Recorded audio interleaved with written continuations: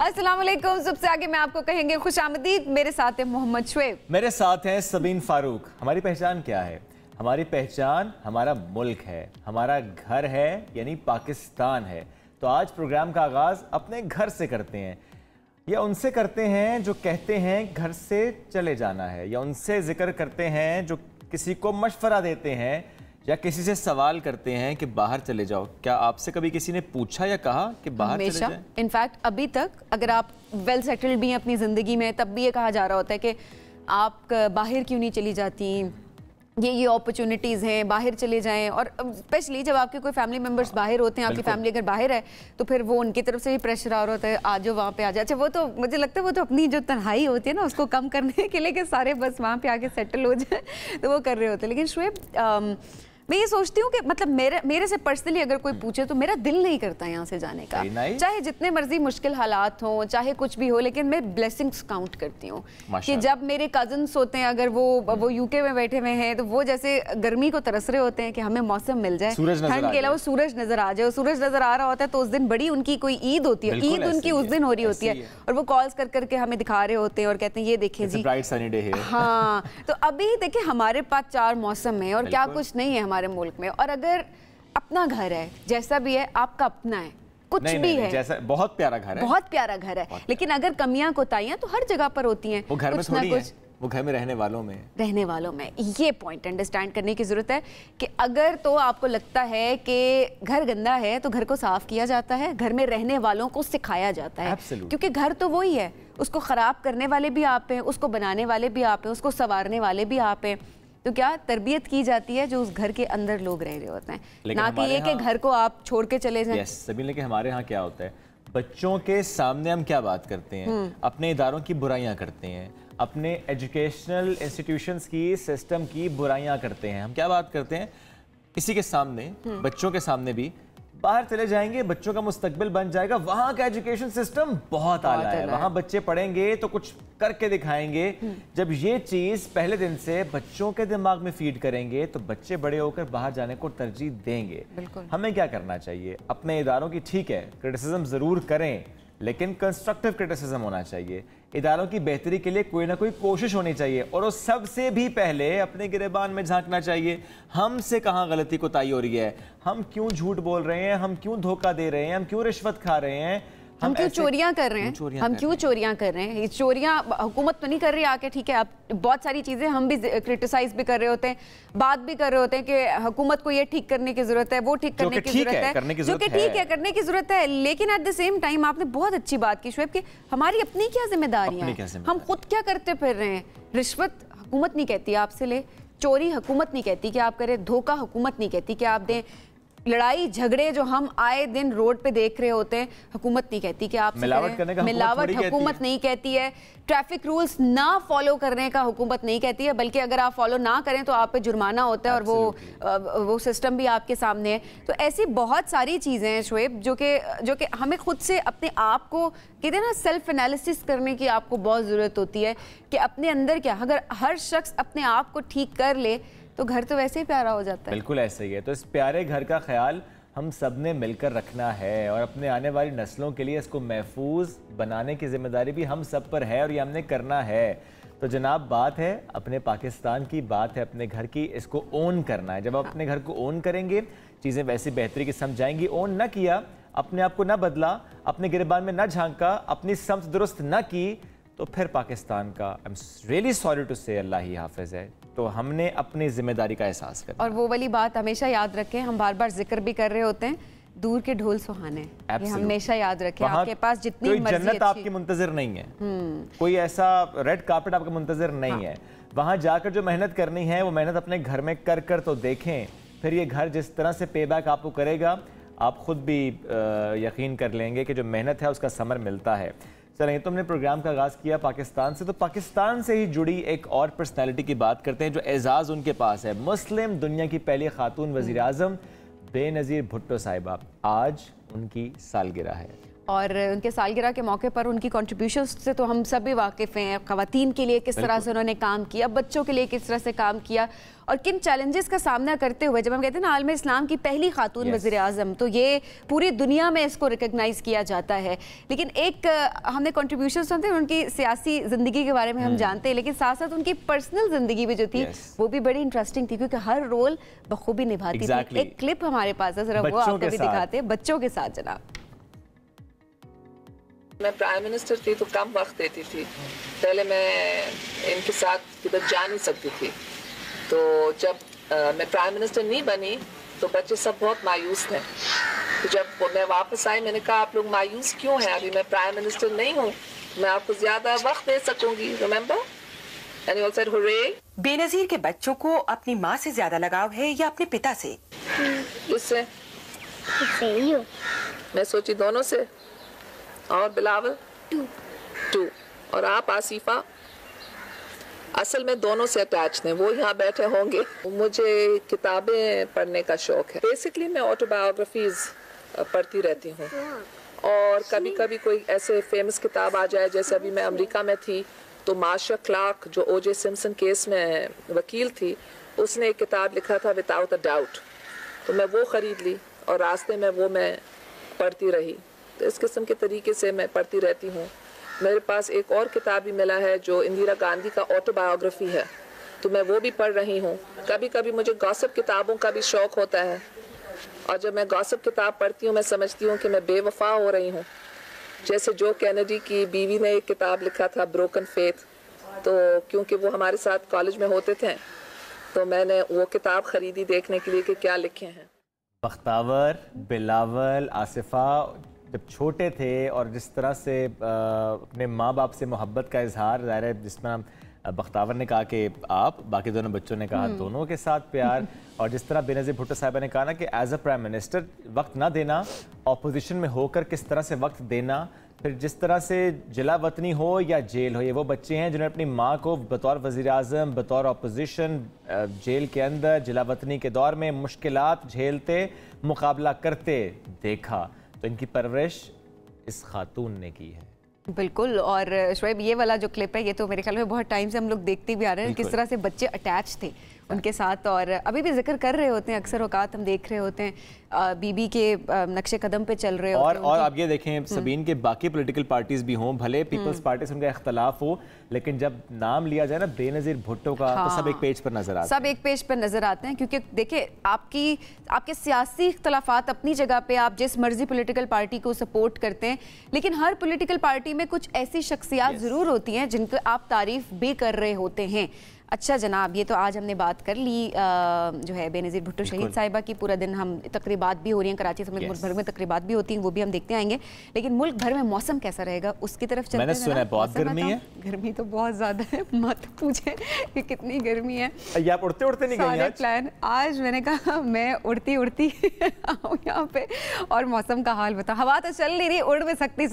इस्लामाबाद में कम से कम 29 degree centigrade है और ज़्यादा से ज़्यादा 41 डिग्री सेंटीग्रेड है, और लाहौर में कम से कम 31 और ज़्यादा से ज़्यादा 43 डिग्री सेंटीग्रेड रहेगा। कराची में कम से कम 29 और ज़्यादा से ज़्यादा 34 डिग्री सेंटीग्रेड रहेगा। पेशावर में कम से कम 29, ज़्यादा से ज़्यादा 43 डिग्री सेंटीग्रेड रहेगा। कोयटा में कम से कम 22 और ज़्यादा से ज़्यादा 37 डिग्री सेंटीग्रेड रहेगा। और ये है आज का मौसम। शोएब ने बिल्कुल ठीक कहा कि सिर्फ और सिर्फ गर्मी है और कुछ नहीं है। लाहौर, इस्लामाबाद, पेशावर शदीद गर्मी की लपेट में हैं। अल्लाह अकबर, अल्लाह पाकिस्तान पर रहम फरमाए जी। कल भी बहुत ज़्यादा गर्मी थी, और जिस तरह आप आज का बता रहे हैं, आपने ज़रा अंदर 24-48 घंटों का जिक्र किया, पूरे मुल्क में मौसम कुछ ऐसा है, तो बहुत एहतियात आपने करनी है। स्पेशली हम आजकल जब देखते हैं कि आपका रुख मवेशी मंडी की जानिब है, तो जिस वक्त आप जानवर ख़रीदने भी जा रहे होते हैं, बहुत एहतियात के साथ जाना है आपने। गर्मी का मौसम है और जानवर जो लेकर आप आ रहे हैं उनका ख्याल रखना बहुत ज़रूरी है, क्योंकि गर्मी बहुत ज़्यादा है। ऐसा नहीं कि हम अक्सर देख रहे होते हैं गली के बाहर खंभों के साथ बांधे हुए हैं, सबसे पहली बात, और सबसे खतरनाक बात, खंभों के साथ आपने बांधे हुए हैं जानवरों को। आपके बच्चे भी हाथ लगा रहे हैं, उस पोल में इलेक्ट्रिसिटी भी है, और आप जो है वो किसी किस्म की कोई एहतियात नहीं हो रही है और जानवर को नुकसान हो सकता है। इस चीज़ का ख्याल रखें, और उसके साथ साथ ये भी कि किसी शेल्टर के नीचे एक पंखा साथ, आप अगर कुर्बानी अफोर्ड कर सकते हो तो आई एम श्योर आप एक छोटा सा पंखा भी अफोर्ड कर सकते हैं। जानदार है, उसका बहुत ख्याल रखना है आपने हर तरीके से। सबीन हर शहर की अगर हम बात करें, मवेशी मंडियाँ तो सजी हुई हैं, क्या लोग ख़रीदारी कर रहे हैं या कि मौशी मुश्किलात ने उनको मुतासर किया है और इस वक्त ख़रीदारी उस तरह से नहीं है? और दूसरा फैक्टर होता है, ले तो आएंगे, संभालेंगे कहाँ इस गर्मी में, तो आखिर में लेकर आएंगे। तो मुख्तलिफ शहरों की सूरत हाल आपसे शेयर करेंगे। हमारे नुमाइंदगान हमें ज्वाइन कर रहे हैं, कराची से गयासुद्दीन, इस्लामाबाद से सबा बजीर और लाहौर से शाकिर अवान हमें ज्वाइन करेंगे। गयास, पहले आपकी तरफ आना चाहेंगे। गयास नहीं, साजिद ने हमें ज्वाइन किया कराची से। साजिद, कराची की क्या सूरत हाल है, वहाँ मंडियों की क्या सूरत हाल है, ख़रीदारी किस तरह से देख रहे हैं? और कराची में तो हम देखते हैं घर में रखने की जगह नहीं होती, कुछ लोगों ने तो छतों पर पाले होते हैं और कुछ हैं जो लेकर आएंगे और अपनी अपनी गलियों में, सड़कों पर बांधेंगे। क्या हालात हैं, क्योंकि अब ज़रा कुछ दिन बाकी हैं? जी बिल्कुल, ईद कुर्बान पे कुछ ही दिन बाकी हैं और इस वक्त मरहला जो है वो काफ़ी ज़्यादा कठिन हो चुका है। शहरियों की बड़ी तादाद दिन हो या रात हो, मंडियों में इस वक्त जो है वो बड़ी तादाद में मौजूद रहते हैं। इस वक्त मैं बकरा पीड़ी में मौजूद हूँ, जो कि लियारी में एक मवेशी मंडी है जो कि काफ़ी कदीमी है। यहाँ पर छोटे से बड़े जानवर यहाँ पर मौजूद हैं और जिनकी कीमतें 70,000 से शुरू होती हैं और तकरीबन 2.5 से 3 लाख और 7 से 10 लाख रुपए तक के जानवर भी यहाँ पर जो है वो मौजूद हैं। मुख्तलिफ इकसाम के जानवर हैं, मुख्तलिफ इलाकों से आए हुए जानवर हैं जिन्हें यहाँ पर रखा गया है और इस वक्त वो इस मंडी की जीनत बने हुए हैं। शहरियों की बड़ी तादाद यहाँ पर आती है, लेकिन इस वक्त हम देख रहे हैं कि रेट्स जो है वो काफ़ी ज़्यादा हाई हैं। इस वक्त हम देख रहे हैं जो छोटे से छोटा जानवर भी जो है वो भी 70 से 80 हज़ार रुपये से कम जो है वो यहाँ पर फ़रोख्त नहीं किया जा रहा और जो बड़ा जानवर है वो तकरीबन 8 से 10 लाख और उससे भी ज़्यादा कीमतों की जो है वो यहाँ पर मौजूद हैं।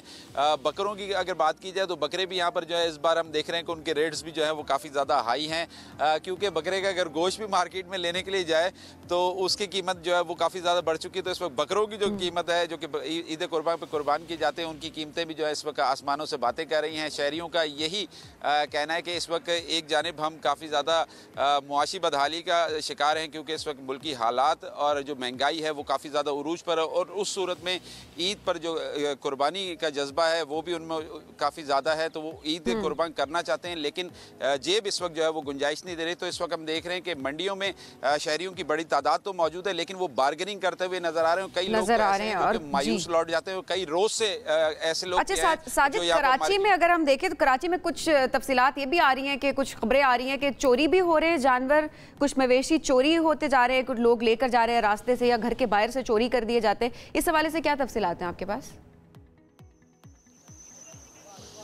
देखिए, ऐसे इस तरह की वारदातें जो हैं वो माजी में भी रही हैं और हाल में भी होती रही हैं। इक्का दुक्का वारदातें ज़रूर हैं शहर में, लेकिन मजमूई तौर पर हम देख रहे हैं कि जो इलाके हैं, जो मोहल्ले हैं, वहाँ पर खुसूसी तौर पर बाड़े बनाए गए हैं। वहाँ पर एक जो वहाँ पर रखवाली के लिए लोग होते हैं वो वहाँ पर होते हैं, देखभाल के लिए वहाँ पर बंदे बिठाए जाते हैं, तो वो उनसे डेली बेसिस पे जो है वो उसके चार्जेस लेते हैं। इस तरह की कोई ज़्यादा वारदातें नहीं है, इक्का दुक्का ज़रूर वारदातें हैं जो कि माजी में भी होती रही हैं और ये पूरे मुल्क में यही सूरत हाल है। कराची में इस वक्त इस तरह की सूरत हाल नहीं है कि ना मंडी आया जा सके और यहाँ पर चोरी चकारी कोई वारदात हो, इस तरह की नहीं है। एडिशनल IG कराची ने जो है वो मुख्तलिफ इलाकों का दौरा किया है, मंडियों का दौरा किया है और उन्होंने और हालात को बेहतर करने की कोशिश की जा रही है। साजिद, एक बात और भी, क्या नॉर्दर्न बाईपास पर जो मंडी लगी वो चूंकि दूर भी है, कुछ इतलात उससे मुतालिक कहीं कि रास्तों के मसाइल में, क्या यही वजह है कि बकरा पीड़ी थोड़ा सा करीब पड़ जाता है लोगों को, इसलिए यहाँ का रुख किया जा रहा है? देखिए, शहरियों की ज़्यादा से ज़्यादा कोशिश यही होती है कि इलाके के करीब से करीब तर जो मंडी होती है वहाँ से जानवर लिया जाए ताकि उनके कन्वेंस के पैसे भी बचें और बआसानी वो वहाँ पर पहुँच सके। तो मैं ये समझता हूँ कि नॉर्दर्न बाईपास पे जो मंडी इस बार लगाई गई है वो शहर से काफ़ी फासले पर है, जिसकी वजह से शहरियों को वहाँ पर जाते हुए काफ़ी ज़्यादा कोफ्त महसूस हो रही है, थकावट महसूस होती है। इसलिए वो इस बार हम देख रहे हैं कि मलीर की मंडी है, बकरा पीड़ी है या दीगर जो मंडियाँ हैं वो काफ़ी ज़्यादा इस वक्त वहाँ पर रश है। बिल्कुल ठीक है। साजिद अवान साथ रहेगा, शाकिर अवान भी हैं लाहौर से, उनकी तरफ चलते हैं। शाकिर, लाहौर में क्या सूरत हाल है? क्या कराची से मुख्तलिफ है? यहाँ पर जानवर की खरीदारी में कुछ बेहतरी नजर आ रही है आपको, या कि यहाँ पर भी भाव तो मुश्किल हो रहा है, महंगे हैं जानवर? जी शुएब, बिल्कुल अगर हम लाहौर की बात करें तो लाहौर में आसमान जो है वो सूरज जो है वो गर्मी बरसा रहा है, आग बरसा रहा है, जबकि ये आग जो है ज़मीन पर व्यापारी हजरात ने लगा रखी है। जो निर्ख हैं कुर्बानी के जानवरों को, उनकी कीमतें जो हैं वो आसमान से छू रही हैं। और अगर हम मुवाजना करें गुज़िश्ता साल से तो 150% तक इजाफा जो है वो इस दफ़ा देखने में आ रहा है। और अगर इसको आप ऐसे बता दें शाकिर, लेना चाहता है और अगर आप इसको ऐसे बता दें हैं तो वो बकरा ना करे, वो मीडियम साइज बकरा जो कि पहले अगर मिल रहा था 30-40 हज़ार में, या बता दीजिएगा कितने में पहले मिलता था लाहौर में, वही बकरा अब कितने का मिल रहा है? जो आपने कहा 100-150% इजाफा, बकरे का भी बता दें और बैल का भी बता दें प्राइस वाइज, कि पहले नॉर्मल एवरेज ये थी और अभी इतने में मिल रहा है। जी बिल्कुल शुएब, देखें जो हम अगर पिछले साल या 2 साल पहले की अगर हम बात करें तो जो जानवर हमें, बड़ा जानवर जो बैल था वो हमें 70 से 80 हज़ार में मुनासिब, जैसे हम कहते हैं कि लोग जो हैं वो मुख्तलिफ हिस्से डालकर जो है 7 हिस्से डालकर ख़रीदते थे, अब वो जानवर जो है वो कम अज़ कम 2.5 लाख रुपए का मिल रहा है। इसी तरह अगर हम छोटे जानवर बकरे की बात करें तो आज से 2 साल पहले वो जानवर 30,000-40 हज़ार में मिल रहा था और आज जो मार्केट का रेट है वो कम अज़ कम 80 हज़ार है। यानी अगर किसी शख्स के पास कम अज़ कम 80 हज़ार रुपये हैं तो वो छोटा जानवर ले सकता है, और अगर बड़ा जानवर लेना है तो उसके पास 2 लाख से 2,50,000 रुपये जो हैं वो होना लाजमी है।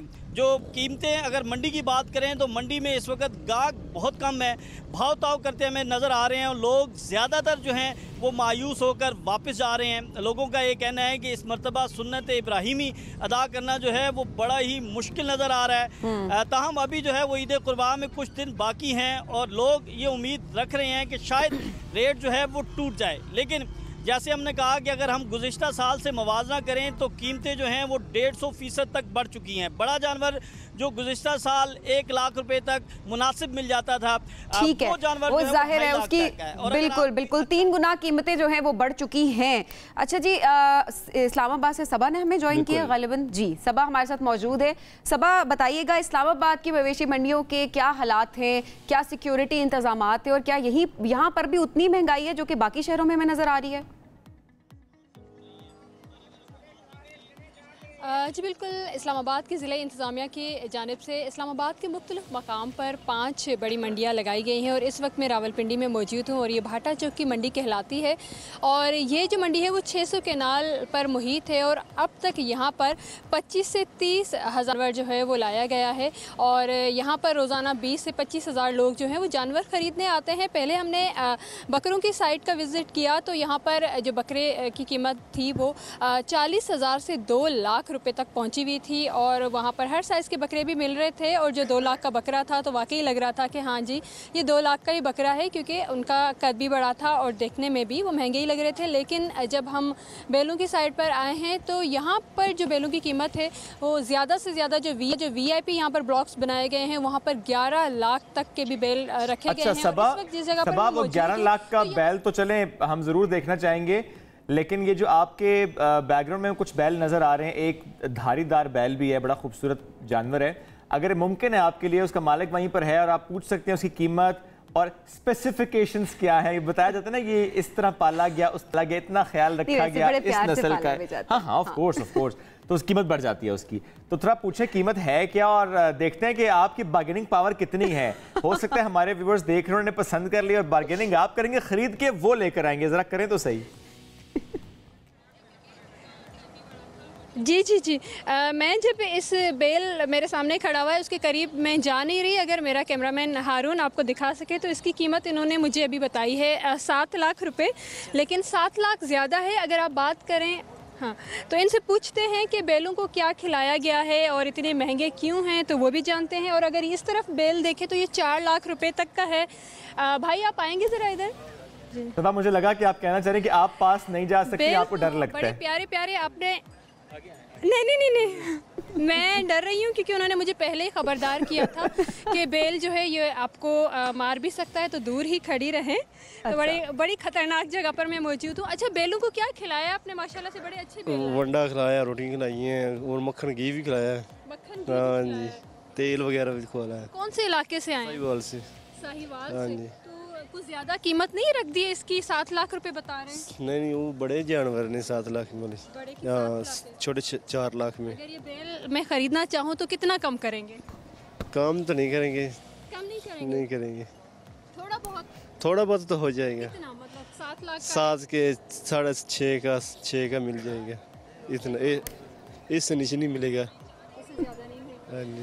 ठीक है सबा, फिर मेरा इनकार ही समझे क्योंकि 6.5 भी बहुत ज़्यादा है, मतलब बहुत ही ज़्यादा है। मैं तो अक्सर ये सोचता हूँ कि इतना मक्खन क्यों खिलाया जाता है बैलों को। देसी घी भी क्यों खिलाया जाता है? वो कुछ कहते हैं पिस्ते बादाम भी खिलाते हैं उनका वजन बढ़ता है इससे। शुक्र है काजू और वो कौन से महंगे वाले होते हैं बादाम तो चलगोजे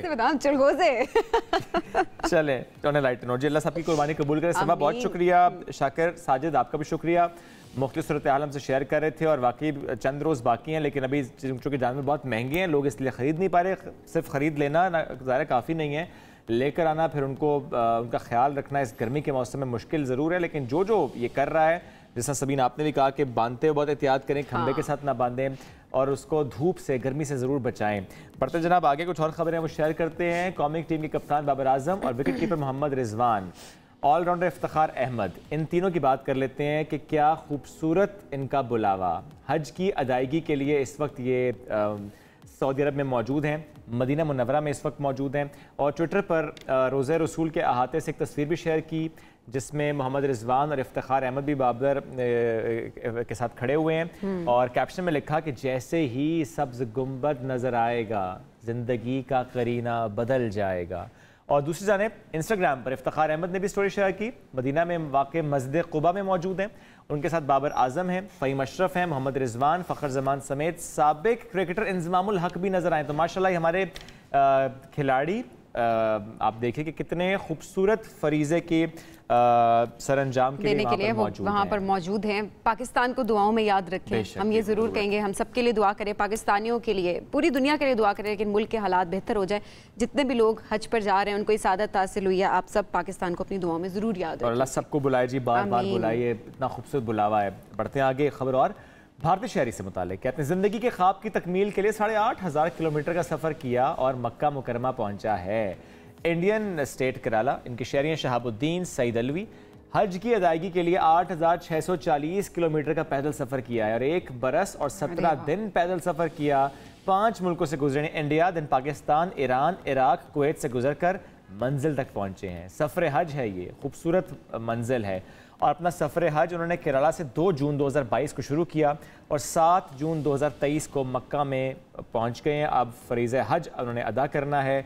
आप ये देखें कि 1 साल और चंद दिन, लेकिन इसकी तैयारी में 3 बरस लगे हैं उनको। जबरदस्त। लेकिन देखिए इरादा हो तो आप कर बुलावे की बात है, बुलावे की बात है और इरादे की बात है। हिम्मत अल्लाह देता है और उसके बाद फिर ये नहीं रहता आपके पास पैसे कितने हैं कितने नहीं हैं, जाहिर है वो भी ज़रूरत होती है। लेकिन देखें ये इश्क होता है ना, इश्क हकीकी हम इसको कहते हैं कि आप पैसा, आप ये देखें सबीन, पैसे वालों का भी कभी बुलावा नहीं आता। ये बात वैसे अक्सर हम देख रहे होते हैं, बुलावा नहीं आता या किसी न किसी वजूहात की वजह से हम देख रहे होते हैं ना, अगर वो जाना चाह भी रहे होते लेकिन नहीं जा पा रहे होते, तो ये सारी बुलावे की बात है। ऐसे ही है। चलें बढ़ते हैं आगे, कुछ और खबरें शेयर करनी है आपसे। बहरे ओकियानूस में जो गर्क टाइटैनिक है, जब उसकी हम बात करते हैं, उसके मलबे का जिक्र करते हैं, तो आप सब जानते हैं कि टूरिज्म पॉइंट ऑफ व्यू से बहुत लोग जाते हैं उसको देखने के लिए। एक आबदोज़ है जिसमें सयाहों को लेकर जाया जाता है। आबदोज़ लापता है, उसकी तलाश का ऑपरेशन जारी है, लेकिन कोई सुराग नहीं मिल सका, कोई लिंक, कोई क्लू नहीं मिला। आबदोज़ में जुमेरात की दोपहर तक ऑक्सीजन का जो ज़ख़ीरा है वो ख़त्म हो जाएगा, यानी अब 1 दिन का ज़ख़ीरा रह चुका है, कल ख़त्म हो जाएगा ये ज़ख़ीरा। अभी हाँ बताया ये जा रहा है कि तकरीबन 72 से 75 आवर्स का ऑक्सीजन जो है उसके अंदर रह चुका है, मौजूद है और ये है कि उसके बाद ऑक्सीजन नहीं रहेगा। लेकिन शुएब सर्च ऑपरेशन भी स्टार्ट हो चुका है, ढूंढने की कोशिश की जा रही है, लेकिन अभी तक कोई पता नहीं किया जा सकता। लेकिन हम उम्मीद करते हैं कि 72 आवर्स के अंदर अंदर उनको किसी तरीके से वहाँ से जो है वो कर लिया जाए, लिंक मिल जाए। 2 पाकिस्तानी भी इसके अंदर शामिल है जनाब, एक बिजनेसमैन भी है और उनके बेटे सुलेमान जी। तो जो कंपनी है उसने भी अपने ट्विटर पे, अपने सोशल मीडिया अकाउंट्स पे ये उन्होंने स्टेटमेंट जारी की कि इस तरह से वो इसमें इसी उसमें सवार थे और वो इस सफ़र के लिए निकले थे, लेकिन अभी तक कुछ भी पता नहीं लगाया जा सका। बिल्कुल। और अब दोस्त से रब्ता जो है वो ज़रा मुनक़ता है, कुछ समझ आ नहीं रही है, लेकिन बहरहाल तलाश की कोशिशें जारी हैं। और अमेरिकी कोस्ट गार्ड के मुताबिक इतवार के रोज़ सफ़र का आगाज़ हुआ था, उसके 1 घंटा 45 मिनट बाद आप दोस्त से रब्ता मुनक़ता हुआ था। एनीवेज़ सर्च ऑपरेशन इस वक्त हो रहा है। बढ़ते हैं आगे, जब अब दीगर खबरों की बात करते हैं, ये तो हमने ज़रा एक खबर आपसे शेयर की और इस पर भी ज़रा बात करना बहुत अहम।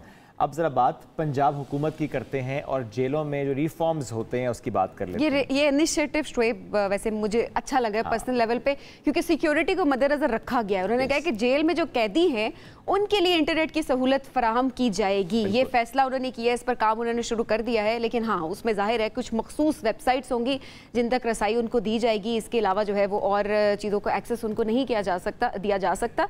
लेकिन अच्छी बात इसके अंदर ये है कि जो लाइब्रेरी जाते हैं लोग, जो वहाँ पर पढ़ाई अपनी मुकम्मल कर रहे हैं या पढ़ रहे हैं कुछ, तो उनके लिए वो वेबसाइट्स, उनका एक्सेस होना बहुत ज़रूरी है, ताकि अगर वो रिसर्च करना चाहें, अपने टाइम को अच्छे तरीके से यूटिलाइज करना चाहें तो वो कर सकते हैं। हाँ, सिक्योरिटी को बाजू का बहुत सारे लोग हम इसीलिए बता रहे हैं कि इसको थोड़ा क्रिटिसाइज भी सोशल मीडिया पे किया जा रहा था कि क्या होगा, सिक्योरिटी के खदशात, तो वो हर चीज़ को रखा उन्होंने किया जाए, क्योंकि कुछ मखसूस वेबसाइट्स हैं उनका एक्सेस ही दिया जाएगा। और ये बड़ा सोच समझ के प्लान किया गया ताकि उनकी अच्छी जहन साजी हो सके। आज ज़रा थोड़ी माँ कहते हैं ना, माँ किसी भी रूप में हो वो माँ ही होती है, कुछ भी हो जाए। एक बड़ी दिलचस्प वीडियो आपको वो दिखाते हैं पहले।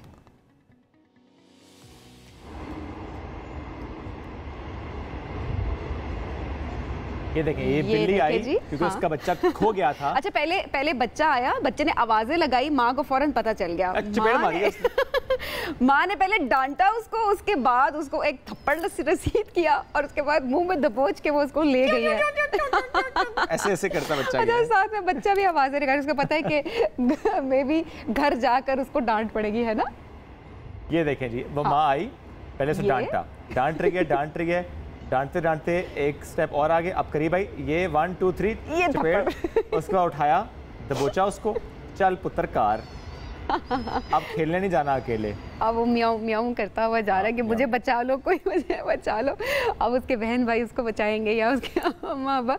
लेकिन देखिए, माँ की फिक्र, इतनी खूबसूरत ये वीडियो है ना, क्योंकि ये लम्हात बहुत कम कैप्चर हम कर पा रहे होते। जब कैप्चर हो जाते हैं तो दिल करता है इनको अब बार बार। अच्छा, वीडियो मैंने तो पता नहीं कितनी मरतबा देख ली, मेरे फ़ोन में भी सेव्ड है, लेकिन वो इतनी अच्छी लग रही है कि एहसास की बात है। इसी तरह जानवरों को नुकसान ना पहुँचाए, उसके बच्चे को कुछ हो जाता है, एहसास तो सबके होते हैं, जानदार है, जाहिर है। और ऐसे में सभी हम ये भी देखते हैं समटाइम्स कि बिल्ली के बच्चा, अगर कोई एक बच्चा आसपास कहीं चला गया, किसी और ने उस बच्चे को कि बड़ा क्यूट है, मैं अपने पास रख लेता हूँ, आपके क्यूटनेस के चक्कर में आपके पास रखने के उस माँ पर क्या बीतेगी, आप इस वीडियो से देखेंगे। कुछ देर को बच्चा जो नज़र से ओझल हुआ तो माँ की क्या हालत हुई। चलें जी, ब्रेक लेंगे, ब्रेक से वापस आएंगे दीगर मौज़ूआत के साथ। रहिए सुबह से आगे के साथ। Welcome back. हुकूमत ने मौशी बहाली का कौमी प्लान तैयार कर लिया है और इसके तहत अब होगा ये कि गैर मुल्की सरमायाकारी के रास्ते में जो रुकावटें हायल होती हैं वो दूर की जाएंगी, और उसके लिए स्पेशल इन्वेस्टमेंट फैसिलिटेशन काउंसिल कायम की गई और कल इसका पहला इजलास भी हुआ है। वज़ीर आज़म साहब ने चेयर किया है। ज़राअत, लाइफ स्टॉक, मदनियात, कनकनी, इंफॉर्मेशन टेक्नोलॉजी, तवानाई और ज़रूरी पैदावार जैसे शोबों पर ख़ास तवज्जो दी जाएगी। ये कितना अहम है, इससे कितना फ़र्क पड़ेगा और क्या ये प्लान बी है, इस पर बात कर लेते हैं। वज़ीर आज़म के coordinator for economy Bilal Kiani साहब ने हमें ज्वाइन किया। अस्सलाम वालेकुम जी, कैसे हैं? वालेकुम सलाम जी, खैरियत? प्लान बी सी डी कौन सा है?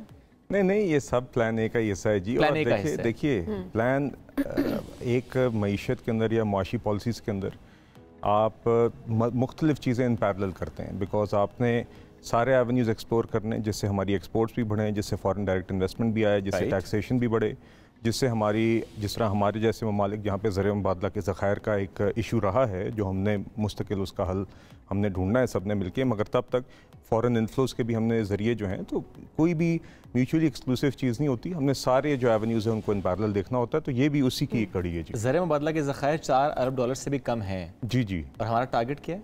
नहीं, देखिए आइडियली हम चाहते हैं, और जो हमारे जैसे मुल्क के लिए होनी चाहिए, वो आपकी 2 से 3 माह की जो इंपोर्ट कवर होती है, मतलब कि आपकी 1 मंथ की जो एवरेज इंपोर्ट्स होती हैं, उसको अगर आप उस फिगर को लें और उसको 2 या 3 से मल्टीप्लाई कर दें, तो जो फिगर आता है आमतौर पे, ये दुनिया में एक मैक्रो इकोनॉमिक्स में एक स्टैंडर्ड समझा जाता है कि ये आपके कंफर्टेबल लेवल ऑफ रिजर्व्स हैं, जिसमें आपको IMF जैसे इदारे की तरफ नहीं जाने की ज़रूरत होनी चाहिए। अच्छा। मतलब कि आप अपनी इंपोर्ट्स को 3 महीने तक भी अगर आपके पास कोई रकम ना आए तो आप कवर कर सकते हो। ये एक बेंचमार्क है। मगर हमारे यहाँ इशू ये है, तो आपके जो सवाल का शॉर्ट जवाब है जो मैंने लंबा करके दिया है, कोई बात उसका वो ये बनता है कि अगर आप माली साल 2022 में देखें, जो हमारी इंपोर्ट्स के हवाले से काफ़ी हैवी साल था, तो आप हैवी को लें तो माहाना हमारी इंपोर्ट्स बनती थी $6 अरब की। तो जो स्टैंडर्ड मैंने आपको बताया उसके मुताबिक हमारे कम से कम 12 अरब डॉलर या 12 और 18 अरब डॉलर के दरमियान अगर हमारे पास ज़र मुबादला के ज़खायर हों तो हम ये कह सकते हैं कि कंफर्टेबल लेवल है। टारगेट 25 अरब डॉलर नहीं है? नहीं, टारगेट तो जी हमारा बहुत ज़्यादा होना चाहिए। मैं तो आपसे कह रहा हूँ जो मिनिमम हमारा थ्रेशोल्ड है जिस पे हम कंफर्टेबल हो सकते हैं। देखिए करने को तो हमें we should aim for even much higher than 25 नहीं, वो जो कंफर्टेबल भी करना है वो कैसे करना है? जी देखिए उसके 2-3 तरीक़ेकार हैं। एक तो जैसे कि आप जानते हैं हुकूमत अभी भी IMF के साथ 9th रिव्यू डिस्कशंस में वो डिस्कशंस जारी हैं। डिले किस चीज़ का आ रहा है? देखिए इसके ऊपर आपने देखा है कि बजट के दिन भी वज़ीर आज़म साहब ने काफ़ी तफसीली बात की, उसके बाद भी चंद रोज़ पहले भी फिर से वज़ीर आज़म साहब ने उस पर बात की, वज़ीर ख़जाना भी दीगर प्रेस कॉन्फ्रेंसेज में सेमिनार्स में इसका जिक्र कर चुके हैं। तो मौजूदा सूरत हाल ये है कि हम अभी भी समझते हैं कि हमने जो 9th रिव्यू जो काफ़ी अरसे से अब डिले हो गए उसके सारे इकदाम हम उठा चुके हैं। पहले भी जो कहे गए थे उठा लिए थे, और फिर जो वज़ीर आज़म साहब की वर्बल कॉन्वर्सेशन हुई थी MD IMF से उसके तहत भी जो चीज़ें करनी थी वो हमने कर ली हैं। लेकिन फिर भी 29 तक एजेंडे का हिस्सा पाकिस्तान नहीं है IMF। जी अब ये हुआ ये है कि अब उन्होंने बजट के नंबर्स मांगे थे, हमने वो बजट के नंबर उनको दे दिए और उसके ऊपर उनके कुछ रिजर्वेशंस हैं। उन रिजर्वेशंस के ऊपर भी अब डिस्कशन दूर कर रहे हैं। जी देखिए वो डायलॉग जारी है, और जैसे कि आप जानते हैं कि बजट तो अभी 9 जून को प्रेजेंट हुआ है, बजट सेशन अभी जारी है। ऐसे ही है। तो बजट जो फाइनलाइज होना है वो तकरीबन 25-26 जून को होगा। उसके अंदर IMF के अलावा आपने देखा है national assembly standing committee on finance में दीगर पार्लियामेंटेरियंस अपने ऑब्जेक्शंस या जैसे कहते हैं सजेशंस देते हैं। इसी तरह बिजनेस एंड अनॉमली ये टेक्निकल एंड अनॉमली कमेटीज़ बनी हुई है जो कि उसके अंदर कोई ऐसे लकूनाज हों जो टेक्निकली आपस में ना सिंक कर रहे हों। ये सारी चीज़ें बजट की प्रोसेस का हिस्सा होती हैं जो बजट सेशन में होती है। उसी ही अमल के दौरान जब बजट फाइनलाइज हो रहा है तो IMF के साथ भी ये बातचीत जारी है। क्या चीज़ें एक्सक्लूड होंगी जो आपने पहले ऐलान कर दिया, आवाम को थोड़ी बहुत जो खुशखबरियां सुनने को मिली हैं? जी अब IMF की अगर शराइत को पूरा किया जाएगा तो फिर कोई खुशखबरी ख़त्म करने का कोई इरादा नहीं है। हाँ देखिए कुछ उनके सवालात हैं कि आपने जो टैक्स कलेक्शन टारगेट दिया है उसकी वो तफसील चाहते हैं कि हम किस तरह पूरा करेंगे, वो तफसील फराम की जाती है। वो चाहते हैं कि आगे हम हमारा जो एक पावर सेक्टर में मिसाल के तौर पे सर्कुलर डेट के मसाइल होते हैं वो किस तरह करेंगे। एक एक्सटर्नल फाइनेंसिंग की जो हमारी रिक्वायरमेंट है उसके ऊपर बातचीत जारी रहती है। तो बजट जो हमने पेश किया है उसके ऊपर उन्होंने तफसील मांगी है, यानी जो उनको फैंटेसी लग रही है उसकी रियलिटी मांग ली। बस वो नहीं ये फ्रैंकली IMF प्रोग्राम में आप कभी भी हों जब भी हम नंबर शेयर करते हैं तो ये बात होती है कि जब आप टैक्स टारगेट शेयर करते हैं या आप अखराजात का टारगेट शेयर करते हैं, ठीक है, वो कहते हैं जी आपने पेट्रोलियम लेवी में इतनी रकम कलेक्ट करनी है तो आप किस तरह करेंगे, तो आप दिखाते हैं कि हमारी पेट्रोल की कंजम्पशन इतनी है, रेट इतना है। सर लेकिन ज़ाहिर है अब रह गए 9 दिन, अगर ये 9th रिव्यू नहीं होता तो फिर क्या होगा? जी देखिए हम तो अभी भी we are working towards this. Are you hopeful for that? जी we are still hopeful, we are hopeful. और इसी नियत और ये के साथ होप किसने दिया आपको? क्या वो जो सफीरों से मुलाकात हुई है वज़ीर आज़म साहब की वहाँ से हो पाई है? होप इसलिए है क्योंकि वज़ीर आज़म साहब ने भी बड़े वाज़ेह तौर पे कहा है, वज़ारत ख़जाना ने भी बड़े वाज़ेह तौर पे ये कहा है कि we are making all possible efforts to do this. IMF ने भी ये कहा है कि वो भी चाहते हैं कि 9th रिव्यू हो और इसीलिए उन्होंने कुछ क्वेश्चंस उठाए हैं, हम उसके जवाब दे रहे हैं। दोनों साइड्स की एक नीयत है कि हम इस 9th रिव्यू को मुकम्मल करें। और 9th रिव्यू के अलावा भी देखिए जैसे कि आप जानते हैं जिस तरह ये कल जो इन्वेस्टमेंट फैसिलिटेशन काउंसिल बना है और दीगर और जो हमारी डिस्कशंस जारी हैं दोस्त ममालिक के साथ भी, तो वी आर कॉन्स्टेंटली वर्किंग कि हम IMF के प्रोग्राम भी और साथ ही साथ जो भी और एवेन्यूज़ है उनसे हम बढ़ाते रहें। आपने ये भी देखा है कि 2 दिन कबल हमारे मई के जो एक्सपोर्ट्स के और इम्पोर्ट्स के और ट्रेड के जो फिगर्स आए हैं तो एक्सपोर्ट्स में तकरीबन $500 का इजाफा हुआ है अप्रैल के कंपैरिजन में। मई में अगर देखें इसी तरह जो हमारा करंट अकाउंट डेफिसिट है 25%। नहीं करंट अकाउंट तो आपका सरप्लस हुआ है पिछले माह में तकरीबन $255 मिलियन जी मेरे ख्याल से। और अगर पूरे साल को देखा जाए पहले 11 माह को जो कि माली साल होता है जुलाई से मई तक, तो उसमें पिछले साल की बनस्बत तकरीबन 81% कमी आई है जी। तो आपके $3 अरब से भी कम करंट अकाउंट डेफिसिट रहा है। इतनी ही देर में पिछले साल मेरे ख्याल से तकरीबन $15 अरब था, कोई $12 अरब की कमी आई है। तो इससे भी आपके ज़रिए मुबादला के ज़खायर मुस्तहकम होते हैं। चलिए अब इस पे आते हैं सर, जो कल का इजलास जो नई काउंसिल बनाई गई है जी, किस दोस्त मुल्क की तरफ से हमें कोई एश्योरेंस दी गई है कि वो कोई एसेट लेने में दिलचस्पी रखता है या इन्वेस्टमेंट में दिलचस्पी रखता है और किस लेवल पे इन्वेस्टमेंट कर सकते हैं और कितनी इन्वेस्टमेंट हो सकती है? देखिए आप जानते हैं कि पिछले 1 साल से ये जो डिस्कशंस हैं ये दोस्त ममालिक जिनमें UAE भी शामिल है, सऊदी अरेबिया भी शामिल है, इनसे एक तो उन्होंने प्लेज किया हुए हैं जो उन्होंने हमारे साथ कुछ डिपॉजिट्स किए, उन्होंने कमिटमेंट की हुई है फाइनेंसिंग के लिए। उसके अलावा इन्वेस्टमेंट्स की हमारी अलग डिस्कशन हुई है, कतर के साथ भी हुई है। हमारा एक प्राइम मिनिस्टर साहब के विजिट भी रहा था वहाँ पे, जिसमें तफसीली हमारी कतर इन्वेस्टमेंट अथॉरिटी और दीगर इंस्टीट्यूशंस के साथ वहाँ पे डिस्कशन रही थी। तो देखिए ये एक अमल, ये जो काउंसिल है इसका काम सिर्फ ये नहीं है कि हमने कुछ प्राइवेटाइज करना है या कुछ बेचना और सिर्फ दोस्त ममालिक से। इसका तो एक ओवरऑल एक एम्बिट है कि हम किस तरह foreign direct investment overall investment पे आते हैं जी। लेकिन अगर हम एसेट बेचने की जब बात करते हैं, ये तो 1 साल से कोशिश पाकिस्तान कर रहे हैं। नहीं देखिए उसके अंदर यह प्राइवेटाइजेशन का अमल तो जारी रहता है जी, लेकिन हुआ नहीं है। जी देखिए जिस तरह अब आप जानते हैं कि एयरपोर्ट्स की बात है, एयरपोर्ट्स की ऑप्शंस भी देखी जाती हैं। एक ऐसा अमल जो 1 साल से जारी है, हुआ नहीं है, अब कैसे हो जाएगा? और अगर होगा तो उसमें क्या बेचना? देखिए जहाँ पे प्रोसेस जारी भी हो ना, तो उस प्रोसेस को आप मजीद स्ट्रीमलाइन कर लेते हैं। अगर उसमें कहीं ना कोई रकावट आ रही होती है कि अभी आपने कुछ लकूने थे जो दूर कर दिए, वन विंडो कर दिया, आसानी कर दी। वन विंडो तो ये जो मैं आपको बताना चाह रहा था कि ये सिर्फ आप किसी चीज़ को, कोई ट्रांजैक्शन जहाँ पे कुछ हुकूमत कोई स्पेसिफिक एसेट है आसानी है बेचने की सिर्फ बात नहीं है, ये ओवरऑल वन विंडो ऑपरेशन करना है कि कोई भी कारोबार आके, कोई कंपनी आके दफ्तर खोलती है, कोई ट्रेडिंग पाकिस्तान में शुरू करता है, जो उनको मसाइल शुरू होते हैं कि कभी कोई वफाक के इदारे के पास जाता है तो उसको कहा जाता है ये हमारा काम नहीं है, सूबे के पास जाओ। तो ये वन विंडो ऑपरेशन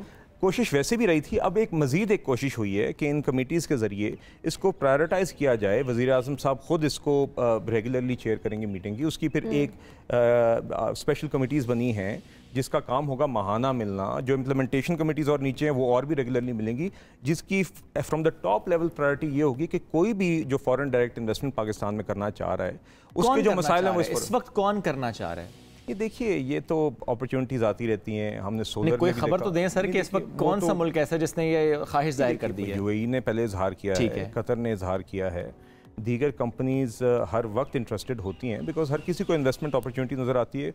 बहुत लोगों के लिए इकोनॉमिक सेंस बन रही होती है, बहुत कंपनीज़ के लिए पाकिस्तान में ट्रांजैक्ट करना, मगर उनको ये इश्यूज़ कभी कभी ब्यूरोक्रेटिक इश्यूज़ आते हैं या उनको कुछ अश्योरेंसेस चाहिए होती हैं कि अब फॉर एग्जांपल कोई एनओसी ना फंस जाए। कभी कभी लोग पूरी फिजिबिलिटी लेके आते हैं मगर यहाँ पे बदकिस्मती से रेड टेप में फंस जाती है। तो हमारा मकसद ये है कि जिस तरह हम पहले भी हमने 2013 से 18 में इसी तरह ही अगर 12,000 मेगावाट बिजली लगाई थी तो ये रेड टेप को जिसे कहते हैं उबूर करके ही लगवाई थी, क्योंकि यहाँ पे तो वरना आपको पता है कि हमारे सिस्टमेटिक कुछ इश्यूज़ ऐसे बदकिस्मती से हैं कि कुछ चीज़ें फंस जाती हैं। तो लीडरशिप का काम ही ये होता है कि हमारा जो गोल है उसको अचीव करने में जो भी रुकावटें बीच में आए उसको किस तरह दूर करें। ये कमेटी इसीलिए तश्कील दी गई है, काफ़ी एलैबोरेट कमेटी है। इसके अंदर आपने देखा दीगर स्टेक होल्डर्स शामिल हैं। तो उसका यही काम होगा कि वक्तन फ़वक्तन जो भी सीरियस इन्वेस्टमेंट केसेस पाकिस्तान में आ रहे हैं वो देखा जाए कि कौन इन्वेस्ट करना चाह रहा है, किसका मामला कहाँ पे फंसा हुआ है या क्यों फंसा हुआ है, और उसकी किस तरह रुकावट क्लियर की जाए फ्रॉम द टॉप लेवल, बजाय इसके कि वो बेचारे कोई कंपनी फॉरेन डायरेक्ट इन्वेस्टमेंट की किसी सूबाई हुकूमत के किसी डिपार्टमेंट के दफ्तर में 2-2 महीने वेट कर रही हो, जो बदकिस्मती से कभी कभी हो जाता है। तो इस तरह की जो रुकावटें हैं वो हम करें। अपार्ट फ्रॉम दैट ये काउंसिल ओवरऑल हमारी जो एक इकोनॉमिक डायरेक्शन है या आगे जो पॉलिसी मेकिंग है उसका भी तयन करेगी। कुछ सेक्टर्स आइडेंटिफाई भी हो गए हैं, आईटी, मिनरल्स, एग्रीकल्चर। ठीक है। तो आप देखेंगे कि एक उसका काफ़ी वाइड एम्बिट है जिसमें जो इमीडिएट फॉरेन डायरेक्ट इन्वेस्टमेंट है उसको भी हमने किस तरह फैसिलिटेट करना है, और साथ ही साथ ओवरऑल एक सेंस लेती रहनी है इकॉनमी की, और इकोनॉमिक जो पॉलिसी मेकिंग है, जो डिसीजन मेकिंग है, उसको भी यहाँ पे रेगुलरली। बिलाल साहब ये फैसला पहले क्यों नहीं लिया गया? मतलब 1 साल से जब जैसी हुकूमत आई भी है तो उन्होंने बताया कि जो हमें खजाना खाली दिया गया है, इकोनॉमिक कंडीशंस इस तरह की थी, तो ये तो फैसला 1 साल पहले नहीं लेना कि हमें वेट करना पड़ा। नहीं देखिए 1 साल सवा 1 साल से तो बेहतरी तो हम लाए हैं, और हुकूमत की अपने भी डिपार्टमेंट्स हैं, हुकूमत की अपनी वजारतें हैं, वो एफर्ट्स तो कर रही हैं। हुकूमत की अपनी भी काबिना की कमेटीज होती हैं, मगर तो हो रही है ना। नहीं नजर तो आ रहा है ना। आप महंगाई देख लें, आम आवाम की नजर से एक चीज देखें। अब वक्त वो आ गया कि हम अपने एसेट्स भी बेचेंगे। आपने कहा बहुत सारी और चीजें भी हैं, investment opportunities and all that, but at the same time ये वक्त आ चुका है कि हम अपने एसेट्स बेचने का सोच रहे हैं। प्राइवेटाइजेशन इस मुल्क में पहले भी हुई है, दुनिया में भी होती है। प्राइवेटाइजेशन बजाते खुद एक ख़राब चीज़ नहीं होती, मगर उसको जिम्मेदारी से करना, उसको इस तरीके से करना कि उसके अंदर जो उधर के एम्प्लॉयज़ हैं उनकी राइट्स प्रोटेक्ट हों, इस तरीके से करना कि जिस इंडस्ट्री को आप प्राइवेटाइज़ कर रहे हैं उससे टैक्स वसूली कौम की भी बढ़े, उससे सर्विस डिलीवरी आवाम में बढ़े। मैं आपको पाकिस्तान में सबसे अच्छी मिसाल देता हूँ, या एक अच्छी मिसाल देता हूँ कि बैंकिंग इंडस्ट्री को आप देखें। बैंकिंग इंडस्ट्री में खातिर ख्वाह बेहतरी आई थी आवाम के लिए जब वो प्राइवेटाइज़ हुई थी, जो आपकी दीगर और उनकी वजह से जब उन बैंक्स ने अच्छी सर्विस डिलीवर की और उनने मुनाफे कमाए, तो साथ ही साथ टैक्स की मद में हुकूमत को भी पैसे मिलने शुरू हो गए। तो और साथ ही साथ आपने लेबर राइट्स भी प्रोटेक्ट की थी। ये मियां मोहम्मद नवाज शरीफ साहब के टाइम पे 90 की दहाई में काम हुआ है, दुनिया में होता है। मगर क्योंकि देखिए मेरी बतौर खुद एक स्टूडेंट ऑफ इकोनॉमिक्स के ये ख्याल है कि इन द लॉन्ग टर्म हुकूमत का काम कारोबार चलाना नहीं है जी। तो हमारा काम होता है कि एक कंड्यूसिव एनवायरनमेंट, ये बड़ी अहम बात की है इन्होंने। हुकूमत का काम होता है कि कारोबार चलाना नहीं होता, नहीं, कारोबार खुद चलाना नहीं होता, कारोबार चलाने वालों के लिए एक कंड्यूसिव रेगुलेटरी एनवायरनमेंट हम दें, उनको कंड्यूसिव एक बिजनेस एनवायरनमेंट दें, उनकी राह में जो रुकावटें हैं वो क्लियर करें, उनको फेयर और clear rules of the game बताएं और हम उनके लिए एक सहारा बने, बजाय इसके कि हम खुद, जिस तरह हमारी अभी आप देखते हैं कि दीर्घ कंपनियों के ऊपर हमारे ब्यूरोक्रेट्स होते हैं जो बोर्ड पे होते हैं, मेरे नज़दीक लॉन्ग टर्म में उन इदारों के लिए या हमारी इकॉनमी के लिए बेहतर नहीं। हमें आहिस्ता आहिस्ता, जिस तरह हम पहले पाकिस्तान में सक्सेस स्टोरीज देख चुके हैं कि प्राइवेट सेक्टर बहुत चीज़ों में जहाँ तक कारोबार का ताल्लुक है वो बेहतर परफॉर्म करता है, क्योंकि कारोबारी लोग बेहतर इस काम को समझते हैं। हुकूमत का काम होता है कि उसके लिए एक एनवायरनमेंट क्रिएट करना। लेकिन लास्टली ये बताएं सर कि अगर ये हुआ होता, अगर कंडीसिव एनवायरनमेंट बना होता, तो क्या आज आईडी कार्ड या पासपोर्ट या एम्बेसीज के बाहर रश होता या गैर कानूनी तरीके से बाहर जाने का तांता बंदा होता? वो तो नौजवान बाहर जाता। देखिए बहुत चीज़ों में बेहतरी आई भी है ओवर टाइम और बहुत गुंजाइश भी है बेहतरी की। मिसाल के तौर पे मेरे नज़दीक नादरा जो है, हमारे पास एक ऐसा इदारा है जो बहुत सारे ममालिक के पास दुनिया में नहीं है। हमारे पास जो एक सेंट्रल आईडी कार्ड सिस्टम है, मेरे नज़दीक अभी भी आप देखें कि मैं आपका सवाल समझ क्यों, देखिए जो आपने बात की वो बहुत ही एक अफसोसनाक वाक़या हुआ चंद दिन पहले, और ये यकीनन यहाँ पे माफियाज ऑपरेट करें, ये अभी नहीं, ये अरसा दराज का एक इशू है कि हमारे काफ़ी लोग जो हैं बेचारे एक ये ह्यूमन ट्रैफिकर्स की जद में आके अपने हलाल की कमाई उनकी जेब में डाल के एक बहुत ही ख़तरनाक सफ़र तय करके जाते हैं। उनको एक सुहाना ख्वाब दिखाया जाता है। हमारे ऊपर जिम्मेदारी है कि हम उस तरह के जो एक अच्छी बात है कि जिम्मेदारी ली जा रही है, उससे नहीं उनके अनासर पे क्लैंप डाउन भी करें, और आपने देखा है, और साथ ही साथ इन द लॉन्ग टर्म हम सब की इज्तिमाई जिम्मेदारी ये भी है कि जो लोग किसी वजह से ज़रूरी समझते हैं कि उनको मुआशी हालात की वजह से बाहर जाना पड़ता है, हम किस तरह इस मुल्क के अंदर उनको ऐसा माहौल फराहम कर सकते हैं कि उनको ज़रूरत महसूस ना हो। ये हम सब की इज्तिमाई जिम्मेदारी, इसको रियलाइज करना एक बहुत बड़ी बात है। बिलाल साहब बहुत शुक्रिया, सबकी जिम्मेदारी। बिल्कुल जी, बहुत शुक्रिया हमारे साथ मौजूद थे आप। नाज़रीन, हम बढ़ेंगे अब एक ब्रेक की जानिब, स्टे विद अस। पीसीबी में नजम सेठी का दौर खत्म होने के करीब पहुंच चुका है। लेजेंड क्रिकेटर आमिर सुहेल साहब ने उन्हें मैनेजमेंट कमेटी के सरबराह की हैसियत से मजीद काम करने से रोकने के लिए वजारत बैन सूबाई राबता काउंसिल को कानूनी नोटिस भेज दिया है, जिसमें मौक़िफ़ इख्तियार किया गया है कि कमेटी की मुद्दत 19 जून को ख़त्म हो चुकी है और नजम सेठी और उनकी मैनेजमेंट कानूनी तौर पर काम जारी नहीं रख सकती। और दूसरी तरफ पीसीबी की सरबराही की दौड़ में ज़का अशरफ और मुस्तफ़ा रमदे के चांसेस बढ़ चुके हैं, चूँकि नजम सेठी ने पीछे हटने का फैसला कर लिया है। इसी पर बात करेंगे। लेजेंड क्रिकेटर आमिर सुहेल साहब हमें ज्वाइन कर चुके हैं। आमिर में पहले तो इस नोटिस से मुतालिक जानना चाहेंगे, ये कानूनी नोटिस क्यों भेजा गया आपकी तरफ से? देखें, मैं समझता हूँ कि नजम सेठी साहब ने बड़ा ऐसे इक़दाम किया कि उन्होंने हालात के तकाजे को सामने रखते हुए उन्होंने फैसला किया कि मैं कैंडिडेट नहीं हूँ पीसीबी की चेयरमैनशिप का। लेकिन उसके साथ साथ हमें ये भी पता था कि कुछ ऐसे लोग शामिल हैं उस कमेटी में जो कि कुछ ना कुछ जाने से पहले करवा के जाएंगे, जिससे जो भी आने वाला है उसके लिए काफी ज्यादा जो है रुकावटें जो हैं वो डाली जाएंगी, और इन अ वे आप ये कह सकते हैं रोड़े अटकाने की कोशिश की जाएगी। तो इसीलिए जो है ये प्रीएम्प्ट किया गया था, और आई थिंक उसका नोटिस भी लिया आईपीसी ने, मिनिस्ट्री ने, और उन्होंने नोटिफिकेशन जारी किया कि वो उनका टेन्योर खत्म हो गया है। और आपने जैसे देखा कि जाते जाते उन्होंने जो गवर्निंग बोर्ड तश्कील दिया है उसके ऊपर काफी ज्यादा जो है क्वेश्चन मार्क्स आए हैं। लेकिन having said that, let's hope के जो भी अब आए पाकिस्तान क्रिकेट बोर्ड का चेयरमैन वो बड़े सोच समझ के फैसले करे, क्योंकि जो नजम सेठी साहब कर गए हैं, जो हाइब्रिड मॉडल वो एक्सेप्ट कर गए हैं, उससे तो एक तो एशिया कप तो खैर चला ही गया, पाकिस्तान से सिर्फ चंद मैचेस होंगे। आपका जो चैंपियंस ट्रॉफी है 2025 में मेरा ख्याल है वो भी जेपरटाइज हो गया, और उसके लिए जो भी आने वाला है उसके लिए कोई आसान काम नहीं होगा, और उसको जो है फैसले बड़े सोच समझ के करने होंगे। एक यही चैलेंज है या कि कुछ ऐसे फैसले जिस तरह आपने कहा कि लिए जाते हैं या लिए हो सकता है लिए गए हों, जिसको हम कह सकते हैं रोड़े अटकाना अगले आने वाले के लिए, तो ये हाइब्रिड मॉडल हो या चैंपियंस ट्रॉफी, इसके अलावा भी आपको लगता है कि कुछ मुश्किलात होंगी या यही मेजर चैलेंजेस रहेंगे नए आने वाले के लिए? देखिए, फॉर द टाइम बीइंग तो मेजर चैलेंज यही होगा आपका। वर्ल्ड कप आ रहा है, आपने डिसाइड करना है इन कोलैबोरेशन विद, कोऑर्डिनेट करना है गवर्नमेंट के साथ कि should we go to India और नॉट, क्योंकि इंडिया ने काफी जगह पे आपको लेट डाउन किया और बार बार पाकिस्तान क्रिकेट को जो है वो धचका पहुंचता है उसकी वजह से। देखिए इंटरनेशनल क्रिकेट पाकिस्तान में बहुत अरसे से हो रही है और टीमें जो हैं वो आके इवन ऑस्ट्रेलिया और इंग्लैंड जैसी टीमें जो हैं जो थोड़ा सा आने से पहले डरते थे, उन्होंने पाकिस्तान आके पाकिस्तान की बहुत ज्यादा तारीफें की, लेकिन इंडिया ने इसको अभी तक पॉलिटिकल इशू बनाया हुआ है अपना। और आई थिंक ये कोऑर्डिनेट करना होगा पाकिस्तान क्रिकेट बोर्ड को अब हुकूमत के साथ कि हम जाएं या ना जाएं, क्योंकि एक बहुत बड़ा इशू है। अगर आप इंडिया जाते हैं पाकिस्तान की टीम, क्योंकि एक बहुत ही हाई प्रोफाइल टूर्नामेंट है और पाकिस्तान की टीम अगर जाती है तो आप बेसिकली कश्मीर में जो भी हुआ है उसको एक्सेप्ट कर रहे हैं। So I think it's going to be a very difficult decision कि हमने इंडिया जाना है कि नहीं जाना। ये आमिर भाई बहुत बड़ी स्टेटमेंट है कि हमारा जाना, हमारी टीम का जाना एक्सेप्ट करता है कि कश्मीर में जो हुआ ठीक हुआ, चूंकि इट्स सिर्फ क्रिकेट टीम की बात तो नहीं है आमिर भाई। हम बाकी टीम्स में देखें, बाकी अगर स्पोर्ट्स एक्टिविटीज़ देखें तो उसमें तो हम जा आ रहे होते हैं, क्रिकेट में ज़्यादा चीज़ें बहुत ज़्यादा हाईलाइट हो जाती हैं, तो ये बहुत बड़ी स्टेटमेंट नहीं है? देखिए बड़ी स्टेटमेंट तो नहीं है, इट्स अ फैक्ट।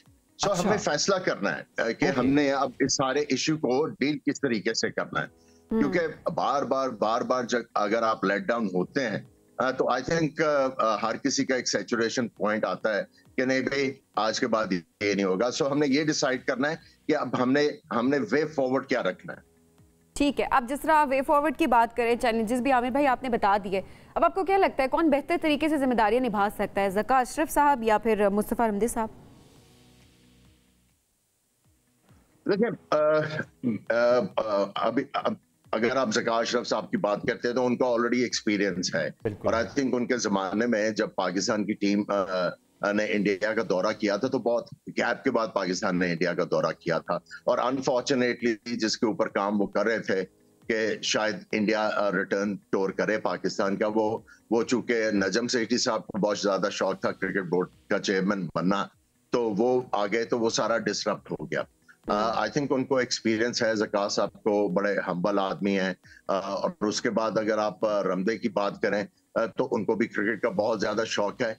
सो अब मैं एक्सपीरियंस के ऊपर जो है वो कहूंगा कि Zaka Ashraf should be elected as the chairman, क्योंकि क्रिकेट बोर्ड के जो अमूर हैं उनको वो जानते हैं और उनका एक्सपीरियंस भी है और इस मुश्किल मौके के ऊपर यू नीड एक्सपीरियंस। और जब एक्सपीरियंस की बात करते हैं, अब चूंकि आपने कहा कि ज़ाहिर है आप उनके एक्सपीरियंस देखते हुए आपको लगता है कि वो ज़्यादा बेहतर तौर पर इस कुर्सी पे बैठ सकते हैं, लेकिन अगर हम माजी में जाएं, उनके कुछ फैसलों को देखें जो आप शेयर करना चाहें कि अच्छा वो मुश्किल वक्त था, वो चैलेंज था जिससे ज़का अशरफ ने निकाला था, वो क्या था, कोई एक एग्जाम्पल? देखिए एक तो आई थिंक जो पाकिस्तान के लिए जो बड़ा मुश्किल टाइम था उस वक्त वो ये था कि इंटरनेशनल क्रिकेट पाकिस्तान में नहीं आ रही थी, तो उन्होंने अपने दौर में उन्होंने बड़ा आई थिंक निचले टीयर से स्टार्ट किया। आपने इंग्लैंड की वो जो फोर्सेस की टीम बुलवाई और आपने जो है टीमें बुलवाई छोटे लेवल के ऊपर ताकि एक केस बिल्ड होना शुरू हो पाकिस्तान का। तो उन्होंने जो उसकी बुनियाद रखी वो इवेंचुअली आपको जाके 2016-17 में वो थोड़ी शक्ल में नजर आना शुरू हुई और अब फुल फ्लेज जो है क्रिकेट पाकिस्तान में हो रही है। बहुत शुक्रिया प्रोग्राम में वक्त देने के लिए। नाज़रीन हम बढ़ेंगे अब एक ब्रेक की जानिब। स्टे आजकल सबके ज़ुबान पर एक ही सवाल होता है और एक दूसरे से पूछ रहे होते हैं कि इतनी सख्त गर्मी है, कुछ लोग कहते हैं या तो उनका खाने का दिल नहीं करता, कुछ लोग हैं जो खा लेते हैं और उसके बाद वो कहते हैं कि भाई ये हमें ये खाना सूट नहीं किया, बहुत जल्द खाना खराब भी हो जाता है और जाहिर है आपकी जो है वो तबीयत भी खराब होना शुरू हो जाती है। गर्मी के मौसम में खाना खराब क्या होता है? खाना खराब वो थोड़ा सा पटान आ जाता है ना, क्या करें मसला हो जाता है ये खाना खराब हो जाना और खाना खराब। हाँ। तो वो खाने का अक्सर क्योंकि हमारे एक्सेंट का होता है वो खाना हो जाता है, बंदे का खाना खराब हो जाता है हाँ, वो खाना खा के बंदे का खाना खराब हो जाता है। एनीहाउ जी, क्या खाया जाए गर्मी के मौसम में, लिक्विड का इस्तेमाल कितना किया जाए, कौन कौन से शरबत है जो पीने चाहिए हमें, जो मिल जाए, इसी हमारे से बात करते हैं हमारे साथ nutritionist doctor Naushin. Doctor Naushin, आप भी इस मसले का हल हमें बता सकते हैं, ज़रा हमें बताएं कि गर्मी के मौसम में लिक्विड्स का कितना इस्तेमाल करना चाहिए, क्या क्या चीज़ें आपको इस्तेमाल और खाने में स्पेशली डाइट किस तरह से आपको बैलेंस करनी होती है अपनी। तो बेसिकली गर्मी में जनरली दिल नहीं चाह रहा होता खाने पीने का, आपकी कोशिश होती है कि कोई ठंडी चीज़ खाई जाए। तो मैं हमेशा as a nutritionist I recommend आप वो चीज़ें खाएं जो वाटर बेस्ड हैं, जिससे पानी की तादाद ज़्यादा आपकी बॉडी को मिलती रहे। इसमें सबसे पहले तो हम फ्रूट की बात करेंगे, क्योंकि माशाल्लाह we been blessed in a country जहाँ पे हर सीज़न में कोई ना कोई ताज़ा फ्रूट आपको मिलता है। तो सबसे पहले तो तरबूज वाटर बेस्ड है, उसका आप चाहें तो इसका भी खा सकते हैं, अगर आप चाहें तो उसका जूस भी बना सकते हैं। इसके अलावा आ जाता है इसमें खरबूजा आप ऐड करें, वो भी वाटर रिच है। चेरीज़, सिंस इसमें न्यूट्रिएंट ज़्यादा है, आयरन का कंटेंट है, तो चेरीज़ भी जो है वो एक अच्छा सोर्स है जो कि आप अपनी डाइट में ऐड कर सकते हैं। जहाँ चेरीज़ की बात हो रही है उसके साथ साथ आप खीरा जो है उसका इस्तेमाल, नींबू का इस्तेमाल, ये वो सारी चीज़ें हैं जो कि, और इनको किस तरीके से जैसे सैलेड बन सकती है खीरे की, ठीक है, खीरा, सेब और इस तरह आप मिक्स करके उसमें पुदीने के पत्ते डाल के आप जूस बना सकते हैं। तो ये सारी चीज़ें, पुदीना जो है वो जनरली बड़ा अच्छा सोर्स है जो आपको ठंडा भी रखता है, जो हमारे यहाँ जनरली एक फीलिंग ऑफ फ्रेशनेस आती है, पुदीना नींबू का कॉम्बिनेशन। आप ये सारी चीज़ें साथ साथ यूज़ कर सकते हैं, तो आपको ये बड़ा ईजीली वो हेल्प आउट करेगा इस गर्मी की हीट को फाइट बैक करने में। और डॉक्टर साहब, अब ऐसी क्या बेहतियाती होती है कि गर्मियों में फूड पॉइजनिंग ज़्यादा होती है? अच्छा देखो, जब गर्म सीज़न होता है तो इसमें सब्जियां भी जल्दी ख़राब होती हैं, फ्रूट भी जल्दी ख़राब होता है, खाने की सारी अशिया बहुत जल्दी ख़राब होती है। कोई भी एक ऐसी अशिया, जैसे दही का इस्तेमाल अगर आप कर रहे हैं और वो दही उस खाने में एडेड है और वो दही ख़राब है, तो वो जनरली आपको फूड पॉइजनिंग की तरफ ले जाएगा। इसी तरह फल का इस्तेमाल, जो गला सड़ा फल है, अगर आप बाहर से कोई चाट ले रहे हैं या कोई चीज़ें, इसीलिए मना करते हैं हम इस मौसम में कि बाहर से खाने नहीं खाने, क्योंकि गला सड़ा फल भी डाल दिया जाता है जो कि आपने देखा है, या उसमें दही भी ऐड कर दिया जाता है, तो ये चीज़ें आपको फूड पॉइजनिंग की तरफ ले जाती हैं। सेकेंडली, पानी जो है हमेशा मैं कहती हूँ आपने बॉयल करके इस्तेमाल करना है, क्योंकि गर्मियों में पानी जल्दी उसमें जरासीम वगैरह सारे पैदा होते हैं, तो आपने, और वो जहाँ से भी आप कंटेनर में रख रहे हैं उसका भी आप ख्याल रखें कि पानी जो है वो रोज़ाना का रोज़ाना चेंज होता रहे। तो ये मल्टीपल चीज़ें हैं जो कि आपको फूड पॉइजनिंग की तरफ ले जाती हैं। अलॉन्ग विद दैट हीट एक अलग फैक्टर है जो कि बहुत आप उससे बचना ज़रूरी है, वरना वो भी आपको फूड पॉइजनिंग तो नहीं कहेंगे, डायरिया और वॉमिटिंग की तरफ ले जाता है। स्टमक की और बीमारियां भी इससे ज़ाहिर शुरू हो जाती हैं। बाहर जाते हैं, अब गर्मियों में ये कहा जाता है बाहर से खाना मत खाएं। गर्मी में अगर कोई बाहर गया हुआ है मार्केट में खाने पीने का, ज़ाहिर है घर से हर वक्त आप नहीं लेके गए हुए होते खाना, तो क्या बेहतर होता है उस टाइम पर? परेशान रहना, कुछ खा लेना, क्या खाना चाहिए गर्मियों में बाहर से? खाओ, लेकिन सोर्स देख लो ना। देखो जैसे अब है कि आपके पास कोई बेहतर तली हुई चीज़ें इसमें हम अवॉइड करते हैं, जैसे समोसे बाहर के, पकौड़े बाहर के ऐसे रोल्स वगैरह। आप कोई हेल्दी ऑप्शन ले लो, एंड आई एम श्योर कि आपके एक बजट में रहते हुए आपको हेल्दी ऑप्शन भी मिल जाती हैं, जिसमें फ्रेश जूसेस भी हैं, जिसमें आप देख लें कि फ्रूट का कहाँ से इस्तेमाल हो रहा है। आपके पास कोई सैलड्स भी हैं जो अच्छी जगह से आप ले सकते हैं, या फिर आप चाहें तो मैं तो कहती हूँ जो भुट्टा है आजकल, वो तो सबसे बेहतरीन है कि वो आपको पता भी होता है वो हीट पे बन भी जाता है, और वो आप ना उसमें आपको चांसेस लगेंगे फूड पॉइजनिंग है उसके। तो ये ऐसी चीज़ें जो आप ले सकते हैं। नहीं, लेकिन डॉक्टर साहब आप भुट्टा अगर आप कह रही हैं हीट पे बन रहा होता है, समटाइम्स देखते हैं जल भी जाता है, ब्लैक हो जाता है, फिर जब कोई चीज़ पकने में अगर ब्लैक हो जाए कहते हैं कार्सिनोजेनिक हो गई। एब्सोल्युटली हो जाता है, लेकिन जो भुट्टा है वो तुमने देखा है कि वो रेत और नमक में पकता है, it's not direct contact with the flames, तो इसलिए वो जनरली हम खा भी सकते हैं और वो सेफर भी होता है। लेकिन अगेन डिपेंड करता है कि आपकी रिक्वायरमेंट क्या है और आप क्या लेना चाह रहे हैं। अच्छा डॉक्टर सिंह, ये तो हम सारी बातें कर रहे हैं ना, बाहर का खाना किस तरह से होना चाहिए, खाना चाहिए नहीं खाना चाहिए, लेकिन अच्छा बहुत सारे लोग होते हैं गर्मी हो सर्दी हो, वो प्रेफर करते हैं कि वो उन्होंने घर का ही खाना खाना है और बाहर जाकर कुछ भी नहीं खाएंगे।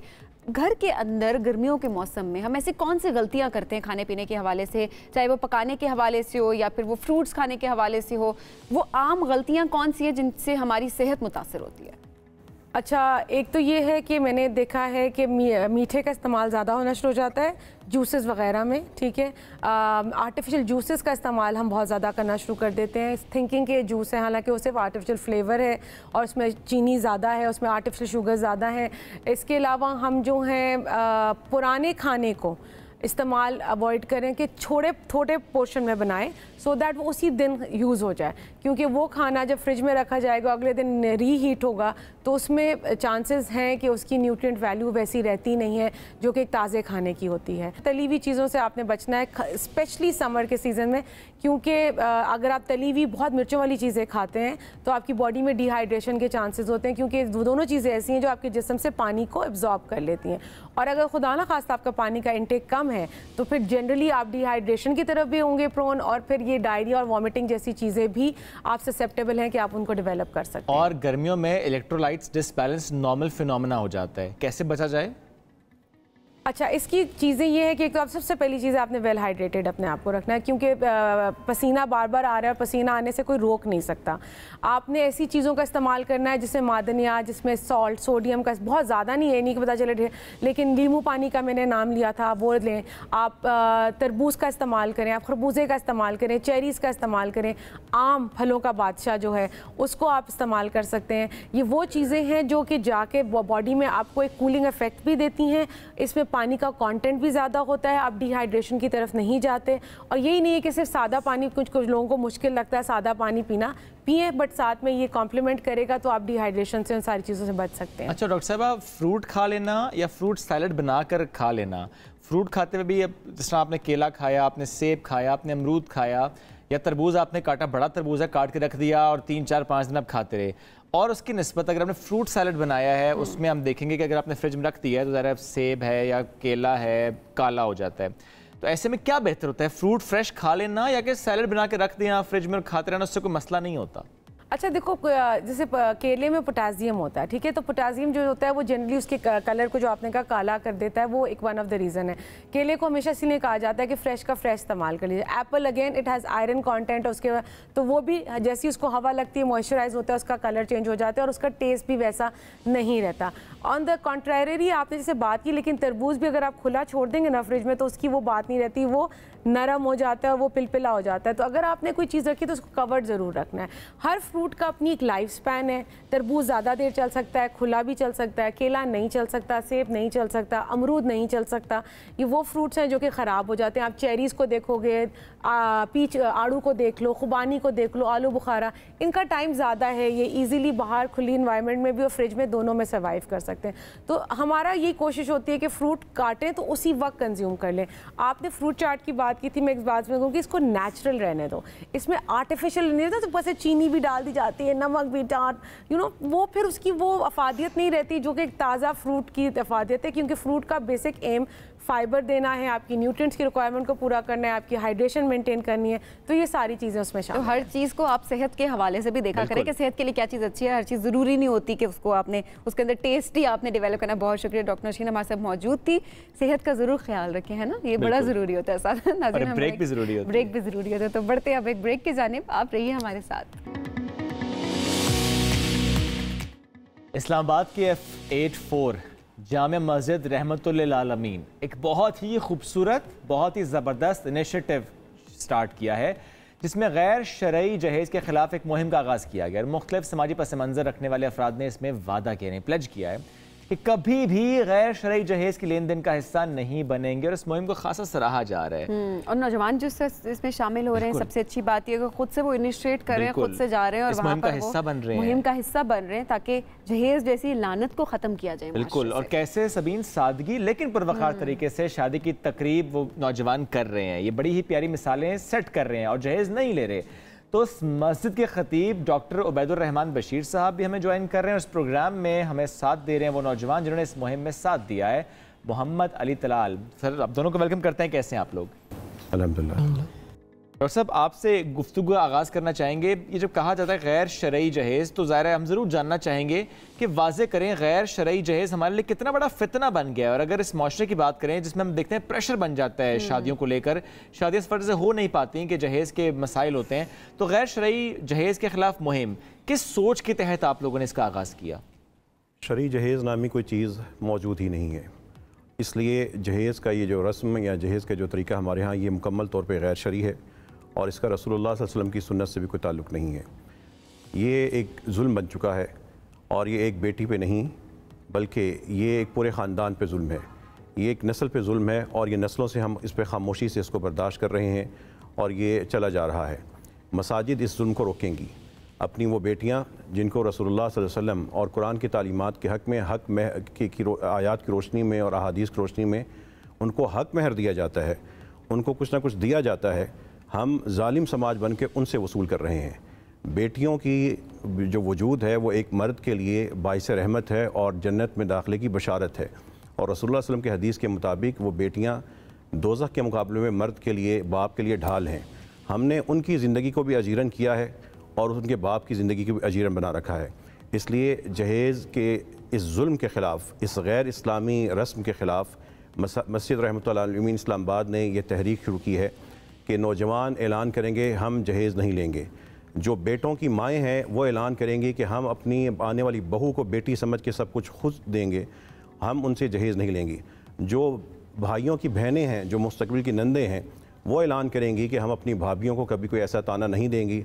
ये हम अपने मुआशरे की इस्लाह इस मस्जिद की इन मसाजिद के ज़रिए करेंगे और अल्हम्दुलिल्लाह ये शुरू हो चुका है। ज़ाहिर है वो तमाम लोग, मुआशरे के तमाम लोग जब शामिल होंगे एक इनिशिएटिव में तो फिर इस चीज़ को ख़त्म भी किया जा सकता है। डॉक्टर साहब मैं चाहूँगी यहाँ पर आप दोबारा एक मरतबा फिर से ये वाज़ेह ज़रूर करें, क्योंकि बहुत सारे लोग हैं वो ये भी कह रहे होते हैं कि जी माँ बाप ने अपनी मर्ज़ी से बेटी को दे दिया, और कुछ उसको कह रहे होते हैं कि ये जनाब ये शरई जहेज़ है, और फिर कहते हैं कुछ कहते हैं कि नहीं ये गैर शरई जहेज़ है, ये हम नहीं लेंगे। मैं चाहूँगी कि एक मरतबा फिर से आप वाज़ेह तौर पर इस चीज़ की वजाहत कर दें कि शरई, हाँ, कि शरई जहेज़ और गैर शरई जहेज़ में आखिर फ़र्क क्या है। मैंने जैसे कि पहले कहा कि शरीयत में इस चीज़ का तसव्वुर ही नहीं है कि एक मर्द आने वाली अपनी बीवी या ख़ातून से कोई चीज़ें ले। मर्दों को अल्लाह ताला ने ख़वातीन का निगहबान मुकर्रर किया है, वो घर की मलका हैं, और मलका से कभी बादशाह ये नहीं कहता कि तुम मुझे कमा के दो, सरहदें मेरी फ़तह करके दो, बल्कि वो सरहदें अपनी मलका को पेश करता है। और रिजालु क़व्वामून अला निसा, कुरान ऐलान करता है कि मर्द ख़वातीन के निगहबान हैं। क्यों? लॉजिक बयान करता है, इसलिए कि बिमा अनफ़क़ू मिन अम्वालिहिम, वो अपने माल में से खर्च करते हैं। यहाँ पे माल में से खर्च क्या करना है? उससे फ्रिज चाहिए, उसे सोफ़ा चाहिए, बेड चाहिए।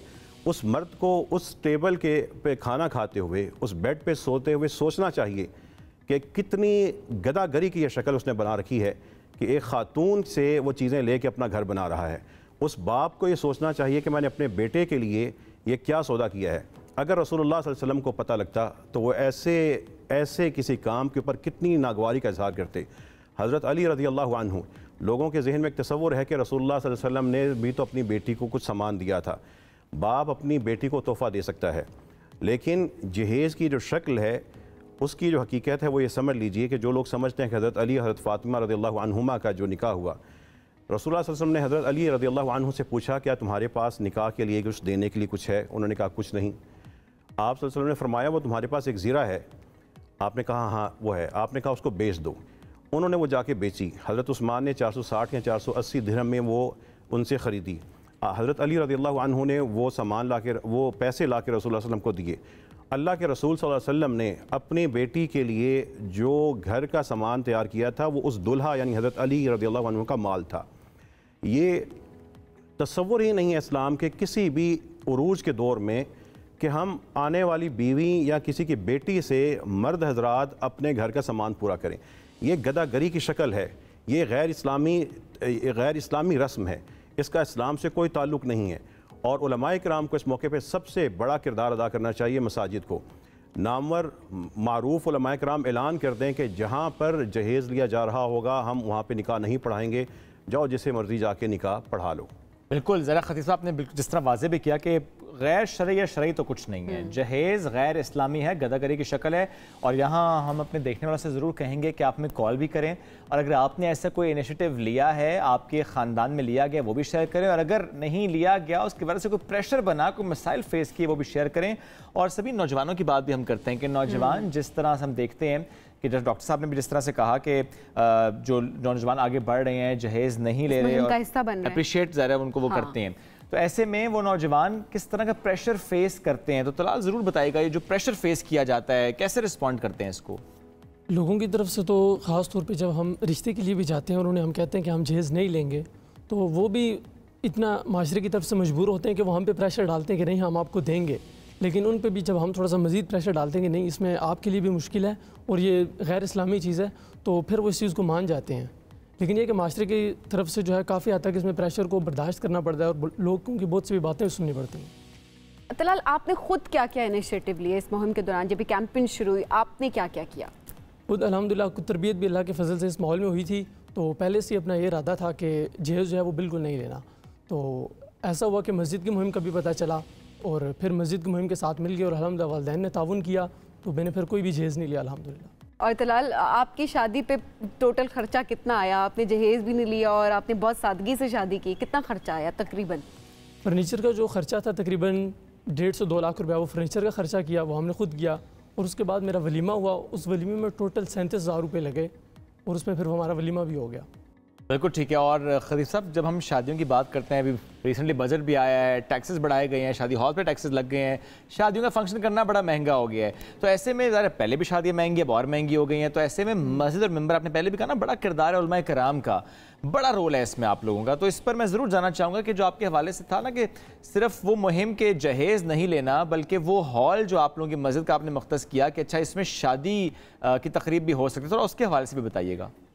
ये सब हमारे माशरती मसाइल हैं। शादी का महंगा होना, तलाक़ें हो जाना, रिश्ते टूट जाना, नौजवानों का कर्ज़ उठा लेना, बेटियों के बापों का कर्ज़ उठा लेना, इनका सबका हल मस्जिद के ज़रिए मुमकिन है, बड़ी आसानी से मुमकिन है। और अल्हम्दुलिल्लाह हम ये नहीं कह रहे कि हम करेंगे, अल्लाह की तौफ़ीक से हम कर चुके हैं। कुरान करीम में एक आयत का मफ़हूम है कि हमने इन लोगों पे जुल्म नहीं किया, लेकिन ये अपने ऊपर सितम को ढाते रहे। ये शादियाँ अल्लाह ने महंगी नहीं की, ये दीन ने महंगी नहीं की, ये हम खुद खुराफात में खो गए और हम इन इल्झनों को पाल कर अपने लिए मुसीबत बना बैठे। शादी पर 2-3 किस्म के ख़र्चे हैं। एक ख़र्चा वो है जो एक नौजवान को अपने घर का सामान पूरा करने के लिए करना होता है और ये ज़रूरी है, इससे कोई राह फ़रार नहीं है। हाँ, सादगी के साथ अपनी हैसियत के मुताबिक वो अपना घर तैयार करे, लेकिन और ये होना चाहिए, मर्दों में हौसला होना चाहिए, इसीलिए अल्लाह ने उनको निगहबान बनाया है। दूसरा जो ख़र्च है वो शादी के फंक्शन का है। यहाँ से खुराफात का एक दरवाज़ा खुलता है। शादी का फंक्शन फ़लाँ मार्कियाँ होटल में हो, इतनी लाइट्स हों, इतने मेहमान बुलाए जाए, इतना बड़ा वलीमा हो, गैदरिंग हो, वाह वाह हो और मैं अपना आप दिखा दूँ। यहाँ से शैतान का दरवाज़ा खुलता है और फिर इन्नल मुबद्दिरीन कानू इख्वान अश-शयातीन, फ़ुज़ूल ख़र्ची करने वाले तो हैं ही शैतान के भाई, और वो अपनी उस भाई क़ुव्वत का वहाँ पर मुज़ाहरा करते हैं। जामे मस्जिद रहमतुल्लाह आलमीन ने एक सादा सा निज़ाम मुतारिफ़ करवाया है। कोई भी ख़ानदान इस्लामाबाद में छोटे से छोटे होटल में भी जाए तो उसको हाल की बुकिंग पर 2 से 3 लाख रुपए खर्च करने होते हैं। मस्जिद रहमतुल्लाह आलमीन में मस्जिद मैरिज हॉल कायम कर दिया गया है। वहाँ पर नौजवान आए, कोई फ़ीस नहीं है, कोई एडवांस बुकिंग नहीं है, शानदार कैटरिंग का निज़ाम है, सिटिंग है, स्टेज है, ब्राइडल रूम है, मेकअप की भी फैसिलिटी वहाँ पर मौजूद है। ये वहाँ पर आएँ, बिल्कुल मुफ्त उससे फ़ायदा उठाएँ, हर किस्म की वहाँ पे सहूलत मिलेगी, लाइटिंग भी इसी तरह खूबसूरत मिलेगी, सब चीज़ें मौजूद हैं। जो शरीयत ने हमें हलाल बताया है उसको पेश करें। हम सादगी के नाम पे कमरे में बंद नहीं करेंगे, हम सादगी के नाम पे खुशी के मौके को जनाजा नहीं बना के पेश करेंगे। ये मस्जिद मैरिज हॉल मौजूद है। खुशहाल घराने फजूल खर्ची से निकलें, वहाँ पर आएँ, अपने बेटों बेटियों को रुखसत करें, निकाह करें। मुतवस्सित तबके के लोग आएँ। पाकिस्तान की जितनी बेवाएँ यतीम बेटियाँ सुन रही हैं वो इस तरह के हाल्स में, मसाजिद हाल में आ जाएं, अपनी बेटियों की शादी कर लें। दूसरी चीज़ है तलाक़ की। मस्जिद फैमिली कौंसिल मौजूद है।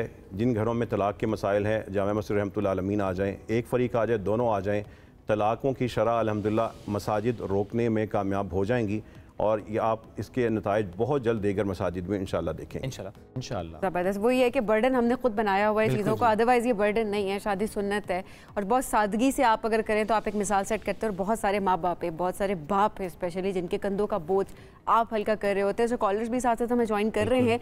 मोहम्मद अनवर हैं जी, कोयटा से उन्होंने ज्वाइन किया। अस्सलाम वालेकुम अनवर, क्या कहना चाहेंगे?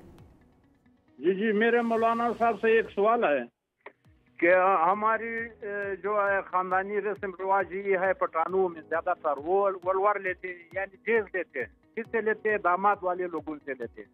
कोई 7, 8, 10 लाख 12 लाख की डिमांड होते हैं। क्या ये इस्लाम में ये चीज़ जायज़ है? क्या ये तो जाहिर है। मोहम्मद अनवर साहब से आपका सवाल आ गया। एक और कॉलर भी हमारे साथ हैं। अस्सलाम वालेकुम जी, कौन कहाँ से बात कर रहे हैं? हेलो, अस्सलाम वालेकुम। वालेकुम सलाम। इरफान, क्या पूछना या कहना चाहेंगे? मैं ये प्रोग्राम आपका देख रहा हूँ, मुझे ये मुहिम बड़ी अच्छी लगी है, बड़ी पसंद आई है। चलो शुक्र है इस दौर में भी किसी को इस चीज़ का ख्याल आया जो ये शुरू करने लगे। बहुत शुक्रिया जी। और इससे पहले भी जो कॉलर थे सबीन, ज़ाहिर जो सवाल इस तरह आते हैं कि कोई भी इस तरह की डिमांड, तो ज़ाहिर वो तो हमारे डिस्कशन में भी ये था कि गैर शरई है, गैर इस्लामी है, गदागरी की एक शक्ल है, तो कोई भी अगर डिमांड करता है तो वो गलत करता है। किसी भी फॉर्म आप मैनिपुलेट कर रहे हो फैमिली को या आपके अपनी खुशी से जो देना चाहेंगे, एक्चुअली आप यही कह रहे होते हैं कि आपने जहेज देना है। स्ट्रेट अवे जब आप नो करते हैं कि नहीं मैं खुद अफोर्ड कर सकता हूँ, मैं शादी कर रहा हूँ, तो मैं इस काबिल हूँ कि मैं ला रहा हूँ एक खातून को। जिस तरह से खतीब साहब ने भी बड़ी प्यारी बात की कि आप मलका बना के रखते हो, और कभी भी एक बादशाह मलका से डिमांड नहीं करता बल्कि मलका को प्रोवाइड करता है। सबीन, बुनियादी सी बात है, हाँ। जिस घर से आप उसकी रहमत को ले रहे हैं उसके अलावा क्या लेना चाहते हैं? आपको तो बड़ा कुछ देना चाहिए। जिस बाप से उसकी बेटी ले रहे हैं, जिस भाई से उसकी बहन को ले रहे हैं, ज़रा सोचिए उस घर की रहमत है वो, जिसको आप अपने घर लेकर जा रहे हैं, उसके बाद भी कुछ चाहिए? वो तो सब कुछ है उस घर का, और अब सब कुछ है वो आपके घर का। जिम्मेदारी आपकी है। एक ब्रेक लेते हैं, वापस आएंगे, साथ रहिए। जिंदगी में नाकामियों का सामना हर कोई करता है, और किसी को अपनी गलतियों का बर वक्त एहसास होता है, वो अजाला करने की कोशिश भी करता है। और एक और तरह के लोग भी होते हैं, जब उनको उनकी गलती का बताया जाता है तो वो अपनी गलती किसी दूसरे पे डाल देते हैं। मैं ना मानूं, वो एक सिचुएशन क्रिएट कर देते हैं कि नहीं ये तो इस वजह से हुआ और ऐसे हुआ, मतलब हमेशा कंप्लेन ही करते रहते हैं। बिल्कुल, अगर नजर आ भी जाए नाकामी, कहते हैं मैं जिम्मेदार नहीं हूँ, कोई और जिम्मेदार कोई और है। जिम्मेदारी नहीं लेते, जिसकी वजह से क्या होता है उनकी करेक्शन नहीं हो पाती। करेक्शन नहीं होगी तो जिंदगी में आगे कैसे बढ़ेंगे? कहीं ना कहीं जाकर, उस टाइम पे नहीं तो कहीं आगे जाकर नुकसान तो उठाना पड़ेगा। तो ये जो नेचर या आपकी पर्सनैलिटी का हिस्सा बन जाता है, ये रवैया, इससे कितना नुकसान होता है, इस पर बात करेंगे। माहिर नफ्सियात वजिया ज़फ़र ने आज हमें ज्वाइन किया है। इन रवैयों के बारे में आज हमें उनसे बात करनी है और मालूम करने की कोशिश करनी है कि हम इन रवैयों को आखिर बदल कैसे सकते हैं। बहुत शुक्रिया वजिया, आपने ज्वाइन किया।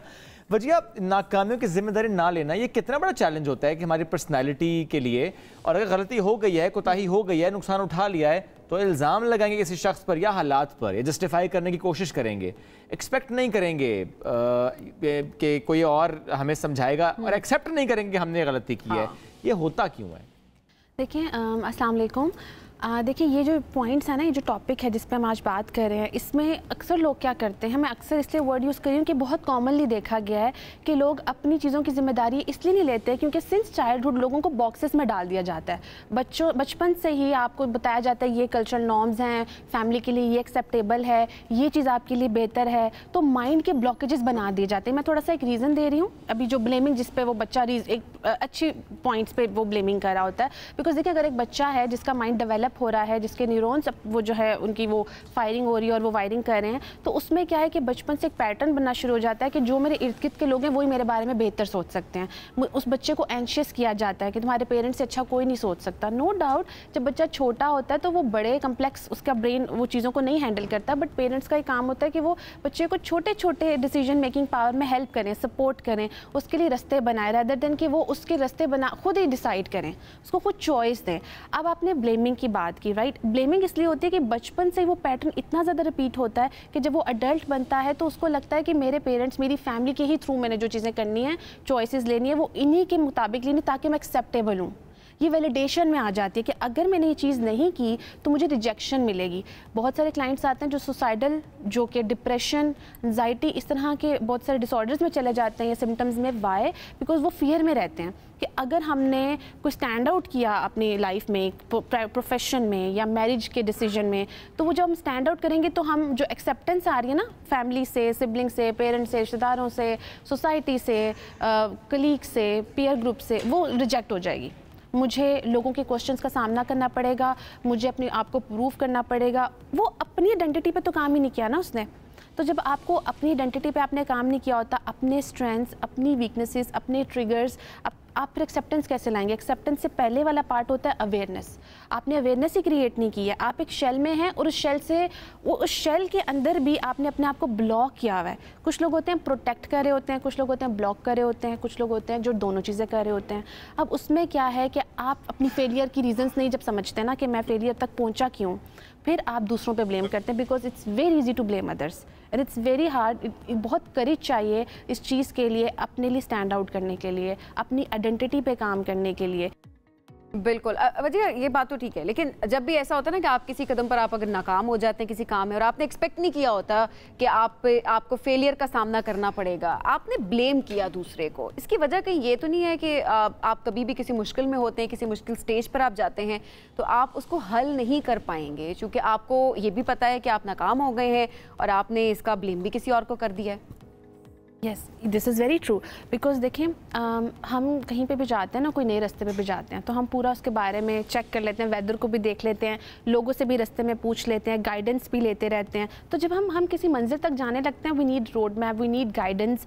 हमें थोड़ा सा मेंटली भी अपने आप को प्रिपेयर करते हैं कि ये चैलेंज आ सकते हैं, राइट। एग्जाम्पल दे रही हूँ मेटाफोरिकली, आप गाड़ी के भी टायर्स रख लेते हैं, पेट्रोल भरवा लेते हैं।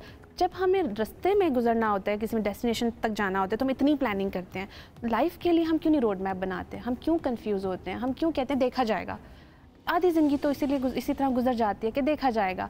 फिर आधी ज़िंदगी और गुजारने के बाद आइडिया होता है, लाइक अगर आप 50s में पहुंच गए हैं तो अक्सर लोग 50s में कहते हैं कि हमारी मदर का ये फॉल्ट था, हमारी मदर ने मेरे पैशन को फॉलो नहीं करने दिया। वाई? आप टीनेज अडल्ट लाइफ में यू हैव चॉइसेस और फाइट करना पड़ता है आपको। और fight, it doesn't mean, fight से ज़्यादा मैं वर्ड यूज़ करूँगी करेज।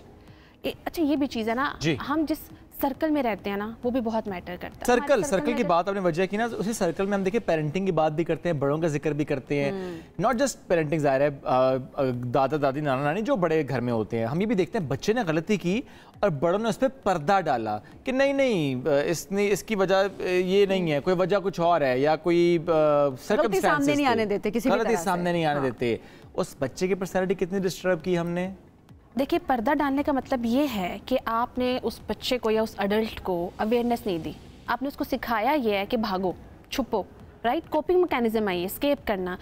स्केप करने के बहुत से तरीके होते हैं। लाइक स्केप करने के होते हैं कि कुछ लोग आंसर्स नहीं करते, कुछ लोग बात नहीं करते, कुछ लोग आइसोलेशन में, yes this is very important, isolation में चले जाते हैं, फ्रेंड से नहीं बात करते, बस वो अपने आप को कहीं अकेला कर लेते हैं। उनके लिए ये कोपिंग मैकेनिज्म है जो कि बहुत डेंजरस है। जब तक आप उस चीज़ के अंदर पढ़ेंगे नहीं, उस चीज़ का एनालिसिस नहीं करेंगे अपने तौर पर, राइट। वो नहीं कि जो चीज़ें पेरेंट्स से आ रही हैं, जो चीज़ें सिबलिंग से आ रही हैं, बाहर के जो विजडम है, बाहर से विजडम लेके जो चीज़ आप करेंगे जो कि प्योरली इंटेलेक्चुअल बेसिस पे होगी, क्योंकि फैमिली के साथ इमोशनल एनालिसिस, ये आपने वैसे बड़ी बात की है कि फैमिली के साथ अटैचमेंट भी बहुत ज़्यादा है, तो एनालिसिस बहुत ज़्यादा ज़रूरी होता है। वजह अब क्योंकि हमने प्रॉब्लम्स की भी बात कर ली, आइडेंटिफाई करना बहुत ज़रूरत है। अब आखिर में ज़रा इलाज भी बता दें, क्या इलाज है इसका, कैसे बेहतर किया जाए? इलाज, जैसे मैंने बीच में मेंशन किया कि आप खुद को एक्सप्लोर करें डेली बेसिस पे, इस तरह से एक्सप्लोर करें कि मेरी पर्सनालिटी में क्या ऐसी चीज़ें हैं जो मुझे एनवायरनमेंट से ट्रिगर कर देती हैं, जो मुझे अपसेट कर देती हैं, राइट। अगर आप क्रिटिसिज्म को हैंडल नहीं करते, पूरी रात ओवर थिंकिंग करते हैं, आप जजमेंट से डरते हैं, आप अपनी राय देते हुए डरते हैं कि कोई इख्तलाफ ना हो जाए, ये सारी वो चीज़ें हैं जो अनहेल्दी हैं। ये ट्रिगर्स हैं आपके जो आपको ओवर थिंकिंग पे, ओवर सेंसिटिविटी की वजह से ओवर थिंकिंग पे ले आते हैं। फिर इसके अलावा जब आपको इन चीज़ों का पता होगा, जो ट्रीटमेंट की भी हम बात कर रहे हैं, जब आपको पता होगा ये मेरी वीकनेस है, ये मेरी स्ट्रेंथ है, मैं इस तरह से एनवायरनमेंट को फेस कर सकता हूँ, और फिर आप स्टेप लेना शुरू करें। लाइक अगर किसी ने आपको क्रिटिसाइज़ किया तो आप उस पर सेल्फ रिफ्लेक्ट करें कि मुझे ये चीज़ क्यों ट्रिगर की, लाइक क्या मेरे अंदर कोई फॉल्ट था जो मुझे ट्रिगर की, क्या मेरी हैंडलिंग पुअर थी, राइट। क्योंकि ये वो पॉइंट है जो बड़े लेवल पे इफेक्ट कर रहा होता है, आप बड़े बड़े डिसीजंस भी नहीं ले पा रहे होते क्योंकि डर होता है। तो क्रिटिसिज्म को आपको हैंडल करना आना चाहिए। आपको किसी भी तरीके की एक्सपेक्टेशन रखनी चाहिए कि मैं अगर कुछ अपने पर्पस को फॉलो करूँ तो मुझे सोसाइटी रिजेक्ट करेगी, and you should be okay with that, ठीक है। सेल्फ रिजेक्शन भी आप बहुत चल रही होती है, वो उसको छोड़ना पड़ेगा। और फिर इससे पहले कि दूसरे क्रिटिसाइज़ करें, आप कोई रोड मैप बनाएं, ठीक है, जो आपका पैशन है, पहले पैशन को एक्सप्लोर करें, रोड मैप बनाएं और ख़ुद को क्रिटिसाइज़ करें कि ये चीज़ें चैलेंजिंग हैं और उनको हैंडल कैसे करना है, उनको आसान कैसे बनाना है, और किन चीज़ों के लिए मुझे रेडी रहना है। और इसके अलावा ये बहुत इंपॉर्टेंट है कि जब आप कोई भी चीज़ करने से पहले अपनी मैनिफेस्टेशन पे काम करते हैं, जैसे मेरे रूम में ना, मैंने जो चीज़ें करनी होती है मैंने उनकी प्रॉपर पिक्चर्स लगाई होती है। मैं रात को सोने से पहले सेल्फ टॉक करती हूँ कि सुबह की रूटीन, और एक होता है शॉर्ट जो टर्म गोल्स होते हैं, एक होता है लॉन्ग टर्म गोल्स। सुबह की रूटीन मैंने इस तरह से रखनी है, मेरी एनर्जी हाई लेवल पे रहती है। इवन कि मैं कई दफ़ा बीमार होती हूँ, सामने वालों को नहीं आइडिया हो रहा होता। Why? Because the point is आपका जो पर्पज़ है ना, वो आपको बहुत ऊपर लेके जाता है, आपकी मोटिवेशन। हम अगर रात को सोने से पहले अगले का क्रिटिसिज्म सोच रहे हैं, हम ये सोच रहे हैं अम्मी को कैसे मनाना, हम ये सोच रहे हैं दोस्तों को कैसे फेस करना, तो आप कहाँ हैं उसमें? आइडेंटिटी ही आपने क्रॉस कर दी। तो सबसे पहले आप अपने आप को, अपनी आइडेंटिटी को जो है चेक करें, अपनी आइडेंटिटी पे काम करें, उसके बाद आप बाकी बॉक्सेस में खुद को देखें कि आप कहाँ जा रहे हैं। बहुत शुक्रिया प्रोग्राम में हमें वक्त देने के लिए। इसी के साथ आज के प्रोग्राम से इतना ही। दोबारा मुलाकात कल करेंगे। अल्लाह हाफ़िज़।